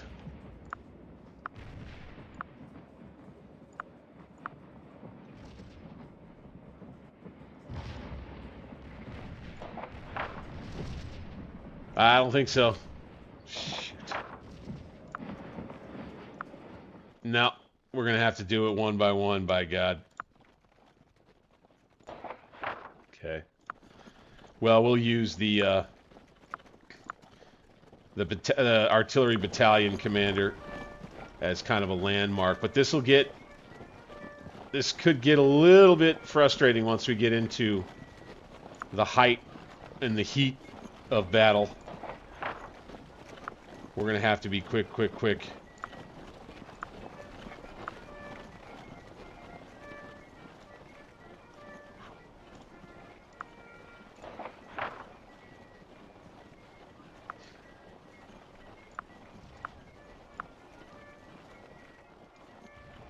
Take those. Go ahead and grab these.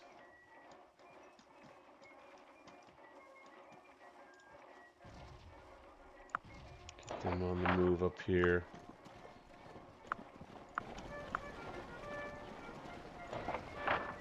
And last but not least. Be funny if we ended up seeing Federal cavalry come around this way.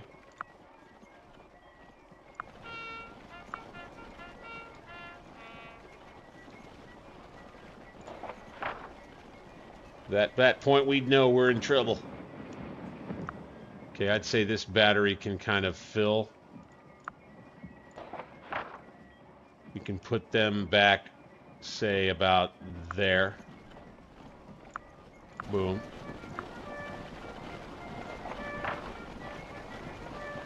These batteries can move. Ooh. I don't know if I want them to. Boy, oh boy, these are some good positions down here, though, aren't they?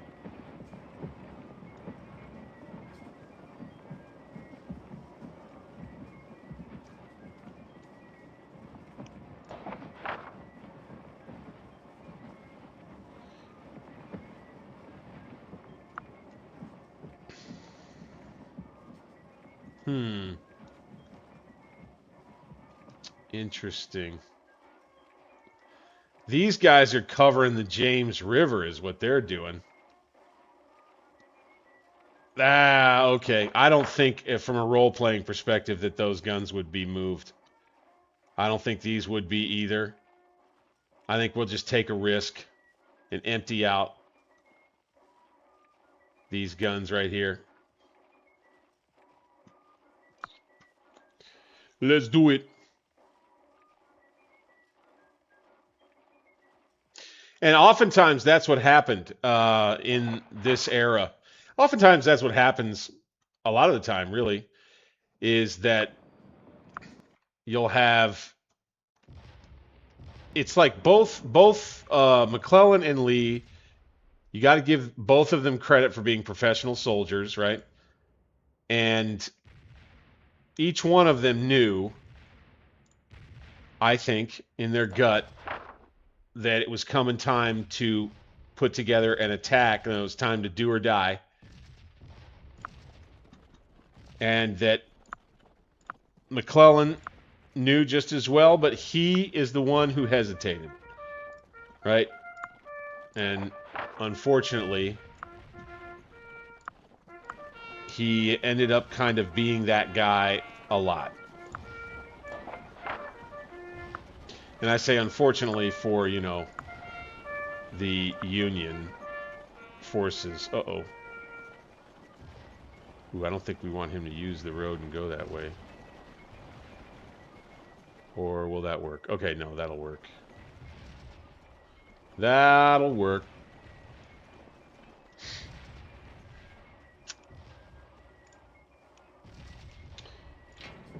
Stephen D. Lee, yeah, no, we don't want to do that. This guy's with Nelson, right? Nope, he's with Stephen D. Lee, too. These batteries will be able to move over, I think.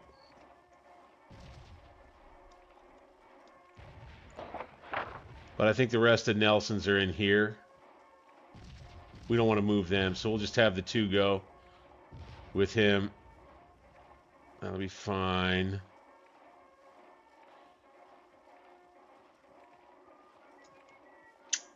I would say we want to begin moving R.H. Anderson over.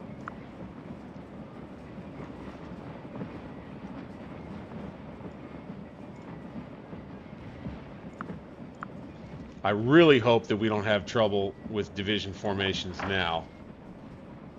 Let's have him go here.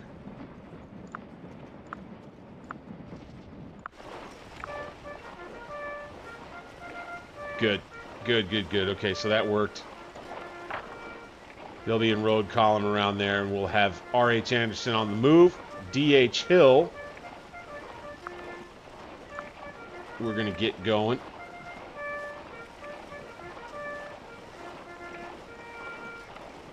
Ah, here you see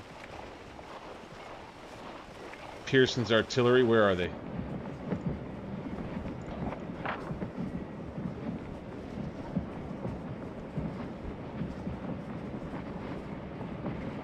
You see a green star anywhere? Shoot. Okay. Got it. D.H. Hill's divisional artillery. Got it. Okay. So let's take that unit, D.H. Hill's division, and let's bring them to here.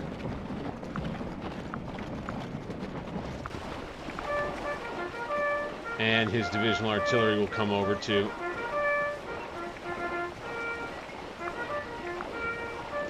And I think the divisional artillery will have a hard time forming up just like the other ones were doing.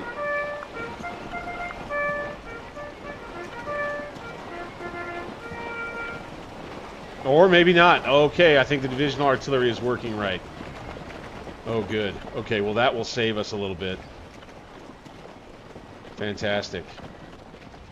Okay, okay, okay, okay, okay. We're in a little bit of business here. Good deal. Okay, these guns are all under who? Walton? Longstreet's divisional artillery. So could we move them all as one big group? That is the question. How about to here?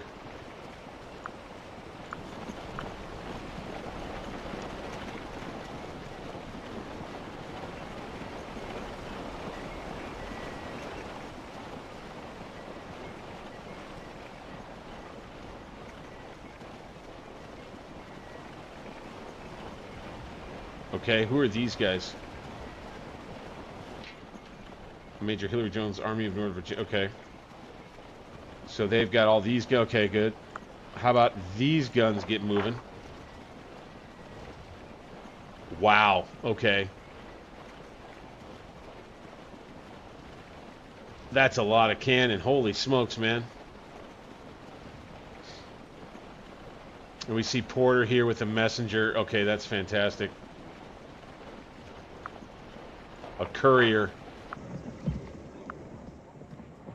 is showing us their position over this way.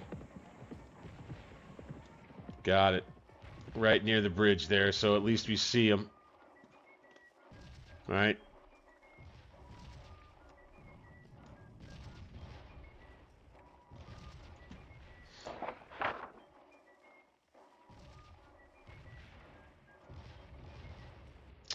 Got all these guys on the move. These guys will be through town. I'd say we bring the infantry from Theophilus Holmes' division over. Let's go ahead. Let's bring this brigade here. Same formation if we can get away with it. All right, they'll go there, good. And then we need the other infantry brigade. Oh, they're kind of holding this objective for us, so I guess we may keep them there and then just post him up this way. Gotta hope that that'll work well.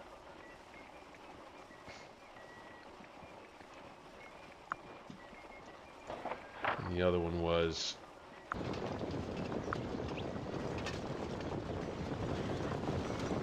Get everybody on the double quick here.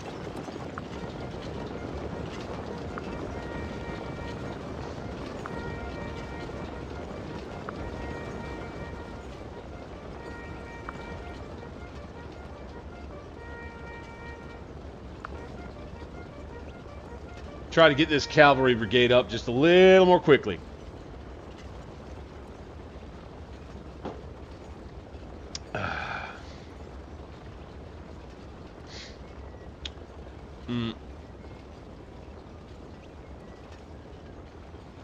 Yeah, right. So that's, you know, that's an appropriate critique of McClellan and his nature, his cautious nature, right? And I think that's a really interesting conversation topic. So one thing that I don't think a lot of people understand about one decision that McClellan made, which was a mistake, he thought there might be a good chance, I think, to save the government some money employing the Pinkerton detectives as intelligence operatives. And I think the problem you run into with that is that you have... So detectives are... part of what their specialty is getting information, but that means that their information is meant to try to track down like a suspect for something, or an outlaw or a fugitive. And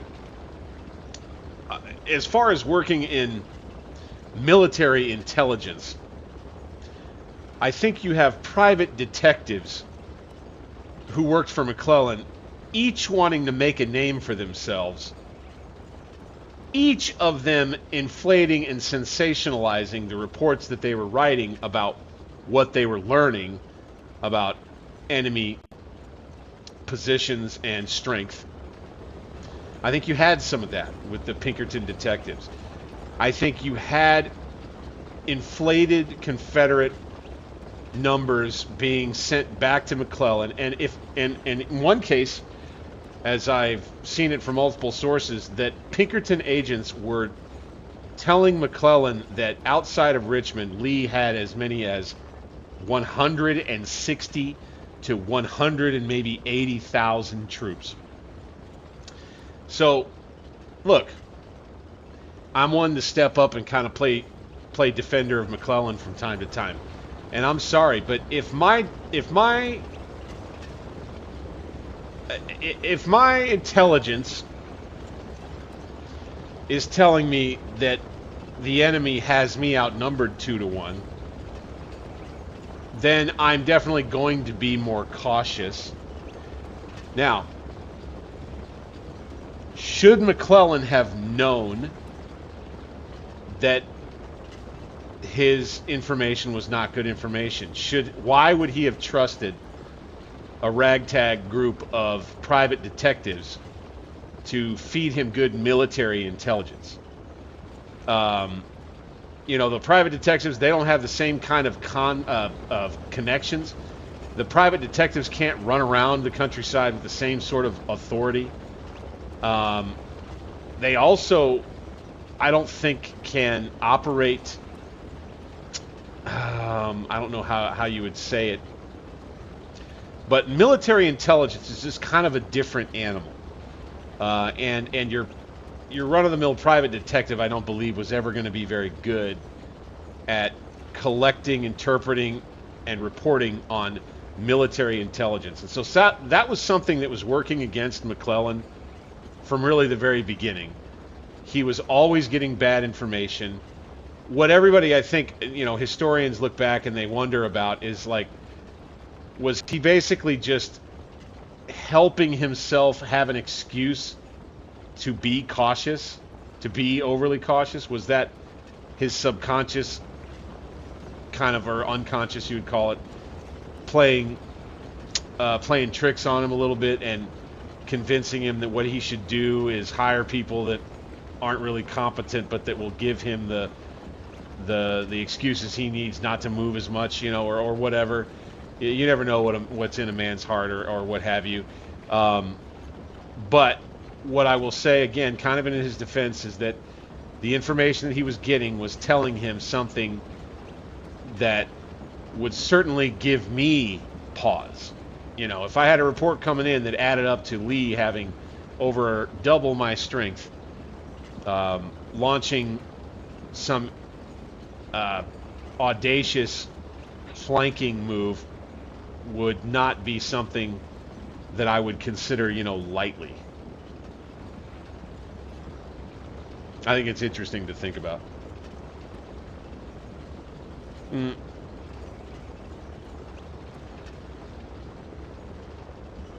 Yeah, right. And I think that's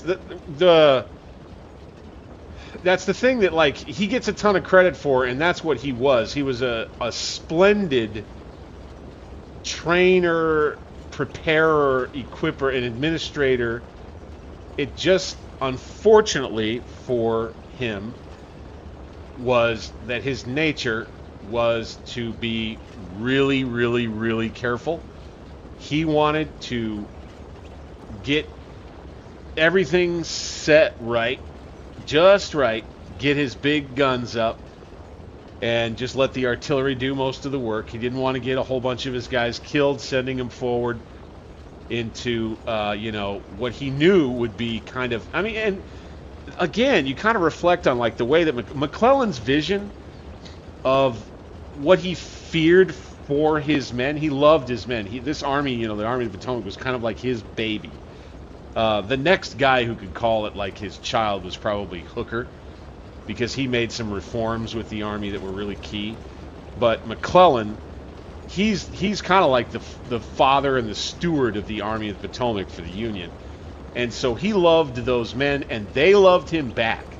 That's the other thing that people kind of like. All of the historians, everybody kind of shits on McClellan, but his men loved him because they knew he cared deeply about them and didn't want to just treat them like dogs and send them in to just get shot up.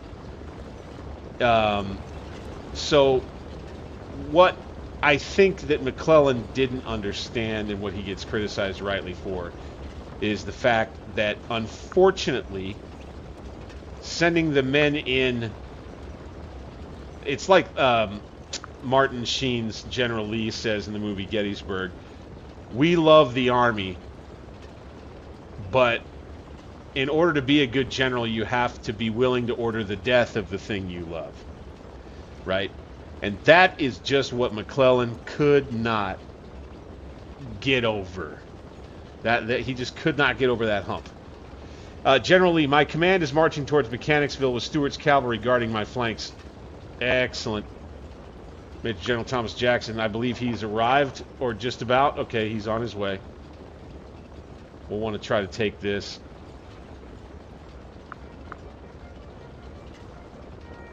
These boys, we'll want to get out here.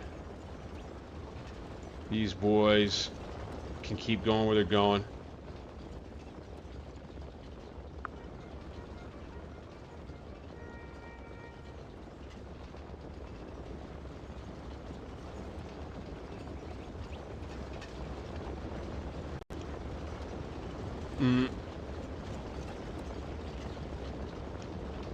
Oh yeah, he hated Lincoln. Hated him. Or, you know, despised him. We ran against him in 1864. Lost.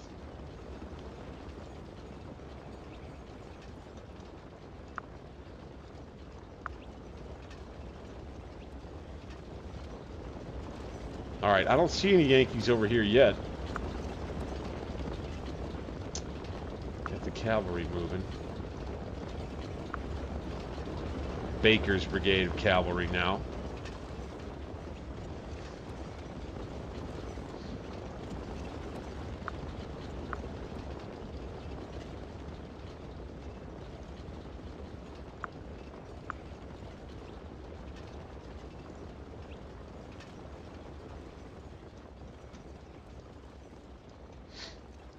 Let's get on this fence here.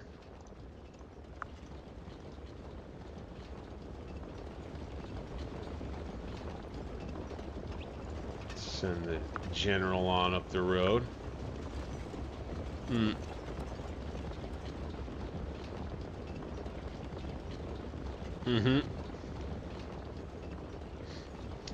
Yeah, no, I'm one to step up and you know, for folks who just immediately, you know, they start hammering on McClellan for being a bad general.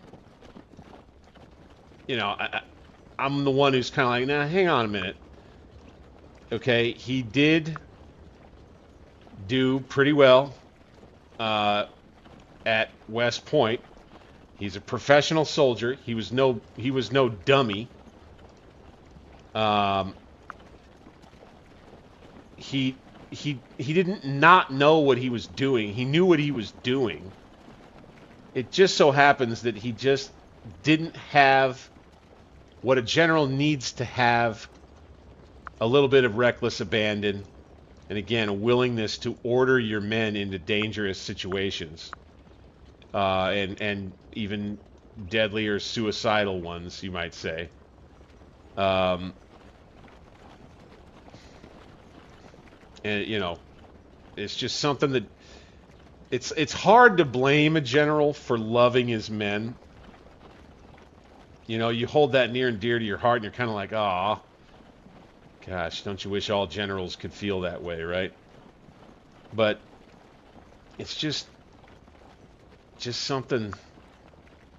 You can't win a lot of battles that way. Just can't win a lot of battles that way. All right. Let's take these guns too.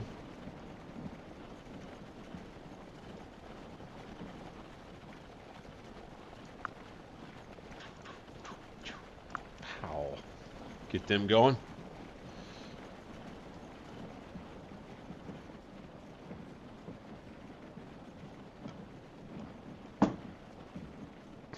And we'll have things underway here. We're on the move.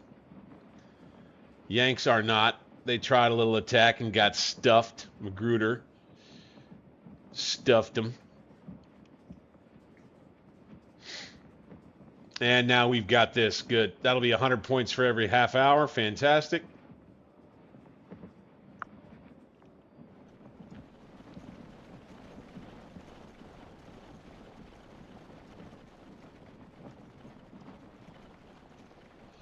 Let's get Richardson up here with his guns.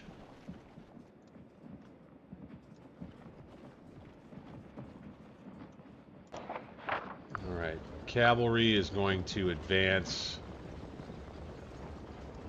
kind of like I had it before. Come right there.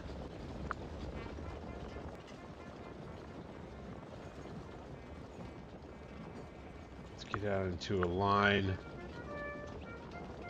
Come to there. You boys, reverse side of that slope there. You boys, take a peek up this way.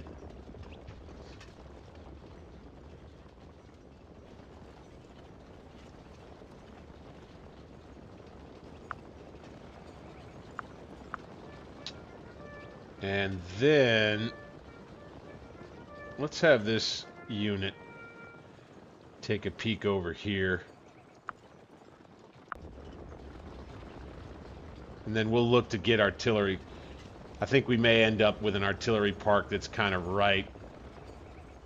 I'd love to have all of the batteries that we just moved just come right up here, I think.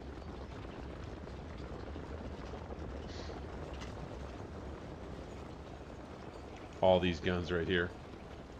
Oh, we got some of them. Daggern it.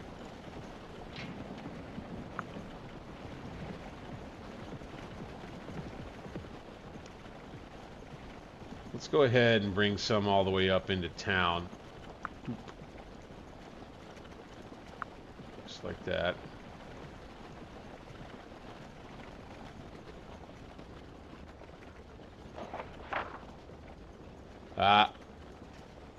Yep, they're still there.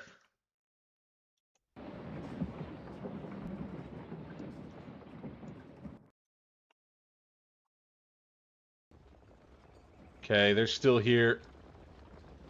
They still have quite a nasty little defensive position right there. Okay. Let's halt these guys. Let's empty out into here.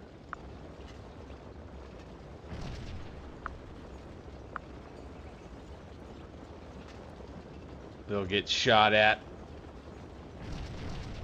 It's not safe. These troopers will come into Mechanicsville here. Give us control of the victory location back.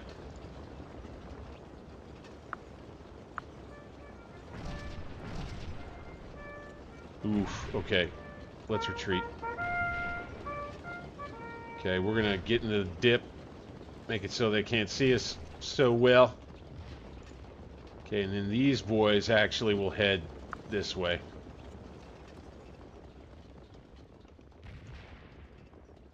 You can see... Oh, that's right. Okay, no. We had them head that way. Okay. No, keep heading this way. Okay. Fantastic. Now, attacking that straight up, head on, would not be ideal. I would prefer to have at least a brigade in position over here if we can pull that off. I just don't know if we can.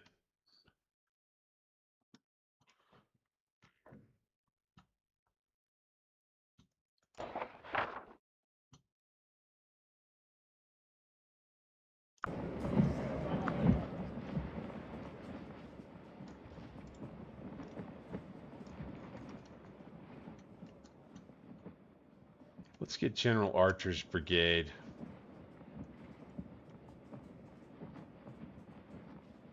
Let's move them here. Like that.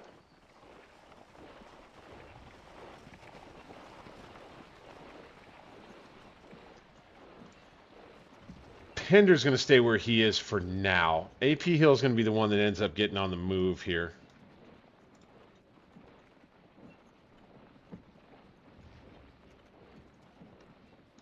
Pender, let's screw it. Let's go ahead.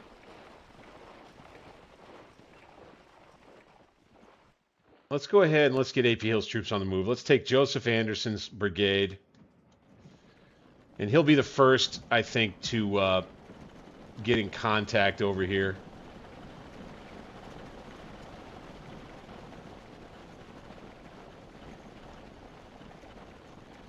Let's bring him up right here. Boom. Alright. Once Archer's down, he'll come over, and then Pender will come over, and then everybody else. And we're going to have to wait for AP Hill to get all the way across, most likely, before we bring anybody else. But that's how we'll move. Excuse me, for the time being.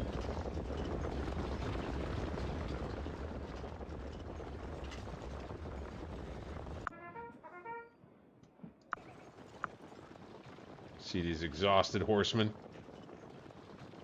Try to find the enemy out here.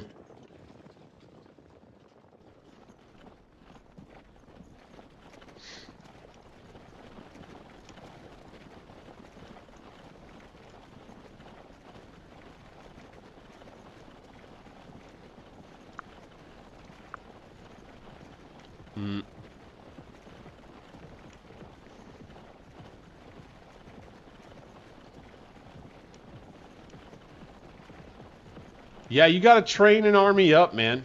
And Mclellan was, you know, the guy for that, for the Yanks. You got to train an army up.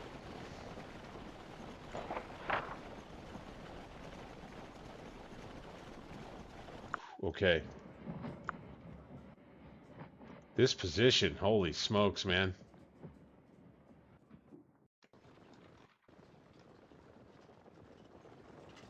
Yikes. This is a tough position right here. I'd say we could overwhelm it, I think. Probably got to get one brigade up here along this road. Got to get another, depending on what I see. Another brigade or two over here. A bunch of artillery needs to deploy up this way.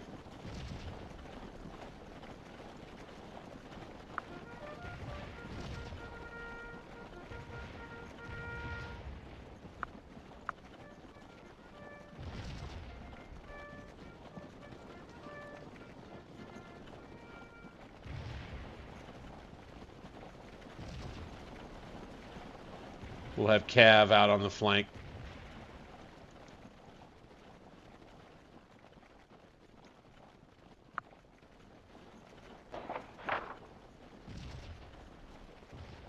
Good.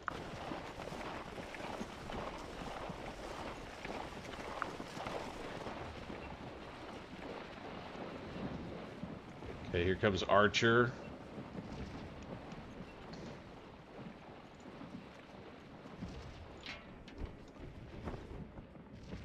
Okay, that's Coleman from... Okay, good. So, bit by bit, AP Hill's guns are going to come over and stage for a crossing.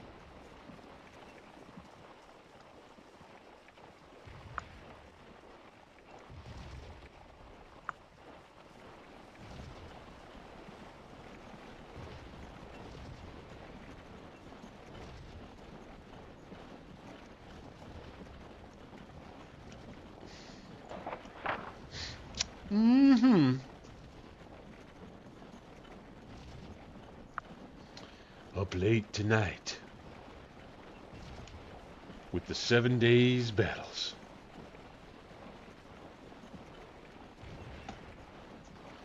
And we'll be getting this thing underway. My goodness, just hit midnight. I like our progress here. My goodness, look at this. Okay, we got to take a look at this before we end the stream tonight, because we're going to have to end it. See that there? You see more Yankees here with tons of artillery and support. My God. All right. So they've got two brigades with reserves. I do remember this. This is the Pennsylvania Reserves Brigade. God, we lost 59 troops under heavy artillery fire. Just peeking at these guys. Wow.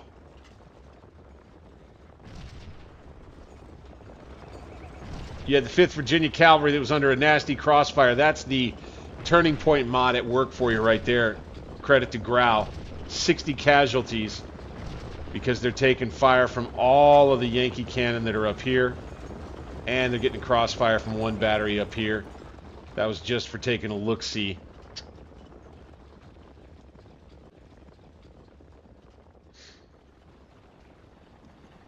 Okay, we're gonna dismount with a bunch of the rest of these guys.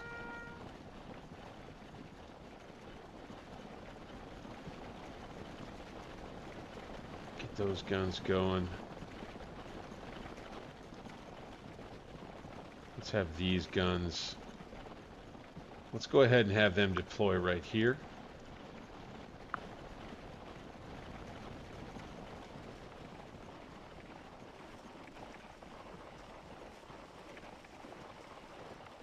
We're going to leave them there for now.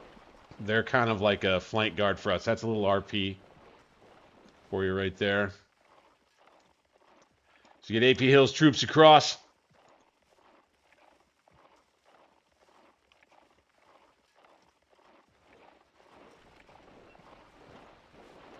So we'll have the Battle of Beaver Dam Creek, the Battle of Mechanicsville, the very first day, really, of the 7 days.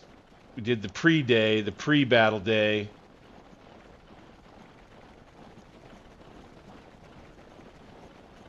Let's have these guns shift to here. Sometimes the part of the game that's more enjoyable than anything else is literally just the moving around of troops. I think that's a funny thing. Okay, dismount them there.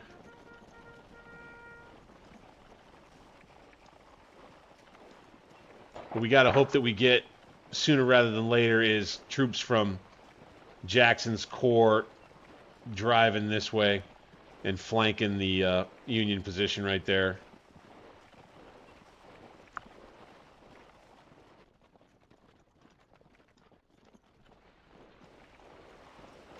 There are a lot of people that hate that they're not in road column, but I'm going to stick with it. Oh, well. What are you going to do? You got 440, 470. That's the other thing. I love this 7 days campaign because you start off with some real nice big regiments. I don't think the quality of troops are that high for the Confederates just yet, by the way. That's another thing I hadn't looked at yet.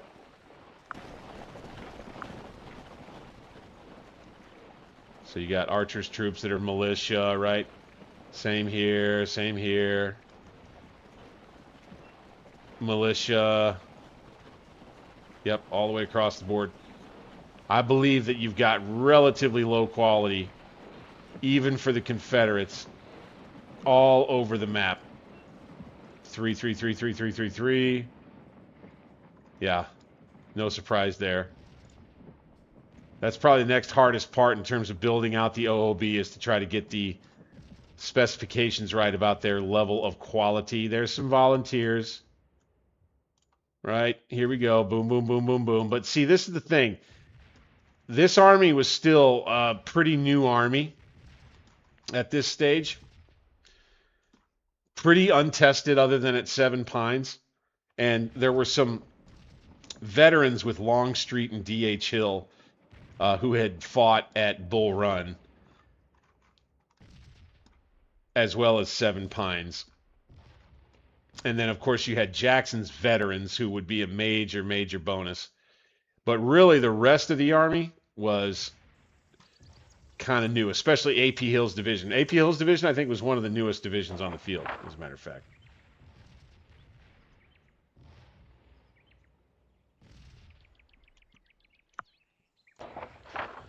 And boom, there we'll have, I think, the beginnings of a really cool video series, stream series, I should say, in the 7 days here at Scourge of War Remastered. Going to have to go ahead and probably call that a stream for tonight, gentlemen. Getting pretty late. Seeing some viewers drop off, too. I think folks want to head on to bed. I can't blame you. Not one little bit. But this is going to be a fun one. I cannot wait to get to our next installment. It will be probably a little less than a week from now. Again, it's going to be a long time. We've got a lot of streaming and video production to do in the background. Plenty of plans ahead for Scourge of War, and Black Powder 19th Century Wargaming in general. Don't you leave, my good friends. We have got a lot more in store for you. A whole lot more, I'll tell you that. I appreciate everybody who stuck in tonight and decided to give it a watch. Thank you for your time. All of you guys who enjoyed what you saw tonight, click the thumbs up button. Subscribe to the channel because we'll be doing more of the 7 days here in Scourge of War. And don't forget to hit the notification bell, hype the stream and the VOD when it posts. When the VOD posts as well, go ahead, give that 5 minutes of your time and hit the comment section below as well, too. When that posts should be another 24 hours or so. I can't wait to see you guys on the next Scourge of War stream. By the way, this weekend coming up, I believe it's Sunday night, both posting the new schedule for live streams ahead, and we'll be playing U-Boat, getting back to our Type 2 campaign in the happy time. Can't wait for that, guys. We'll see you on the next one.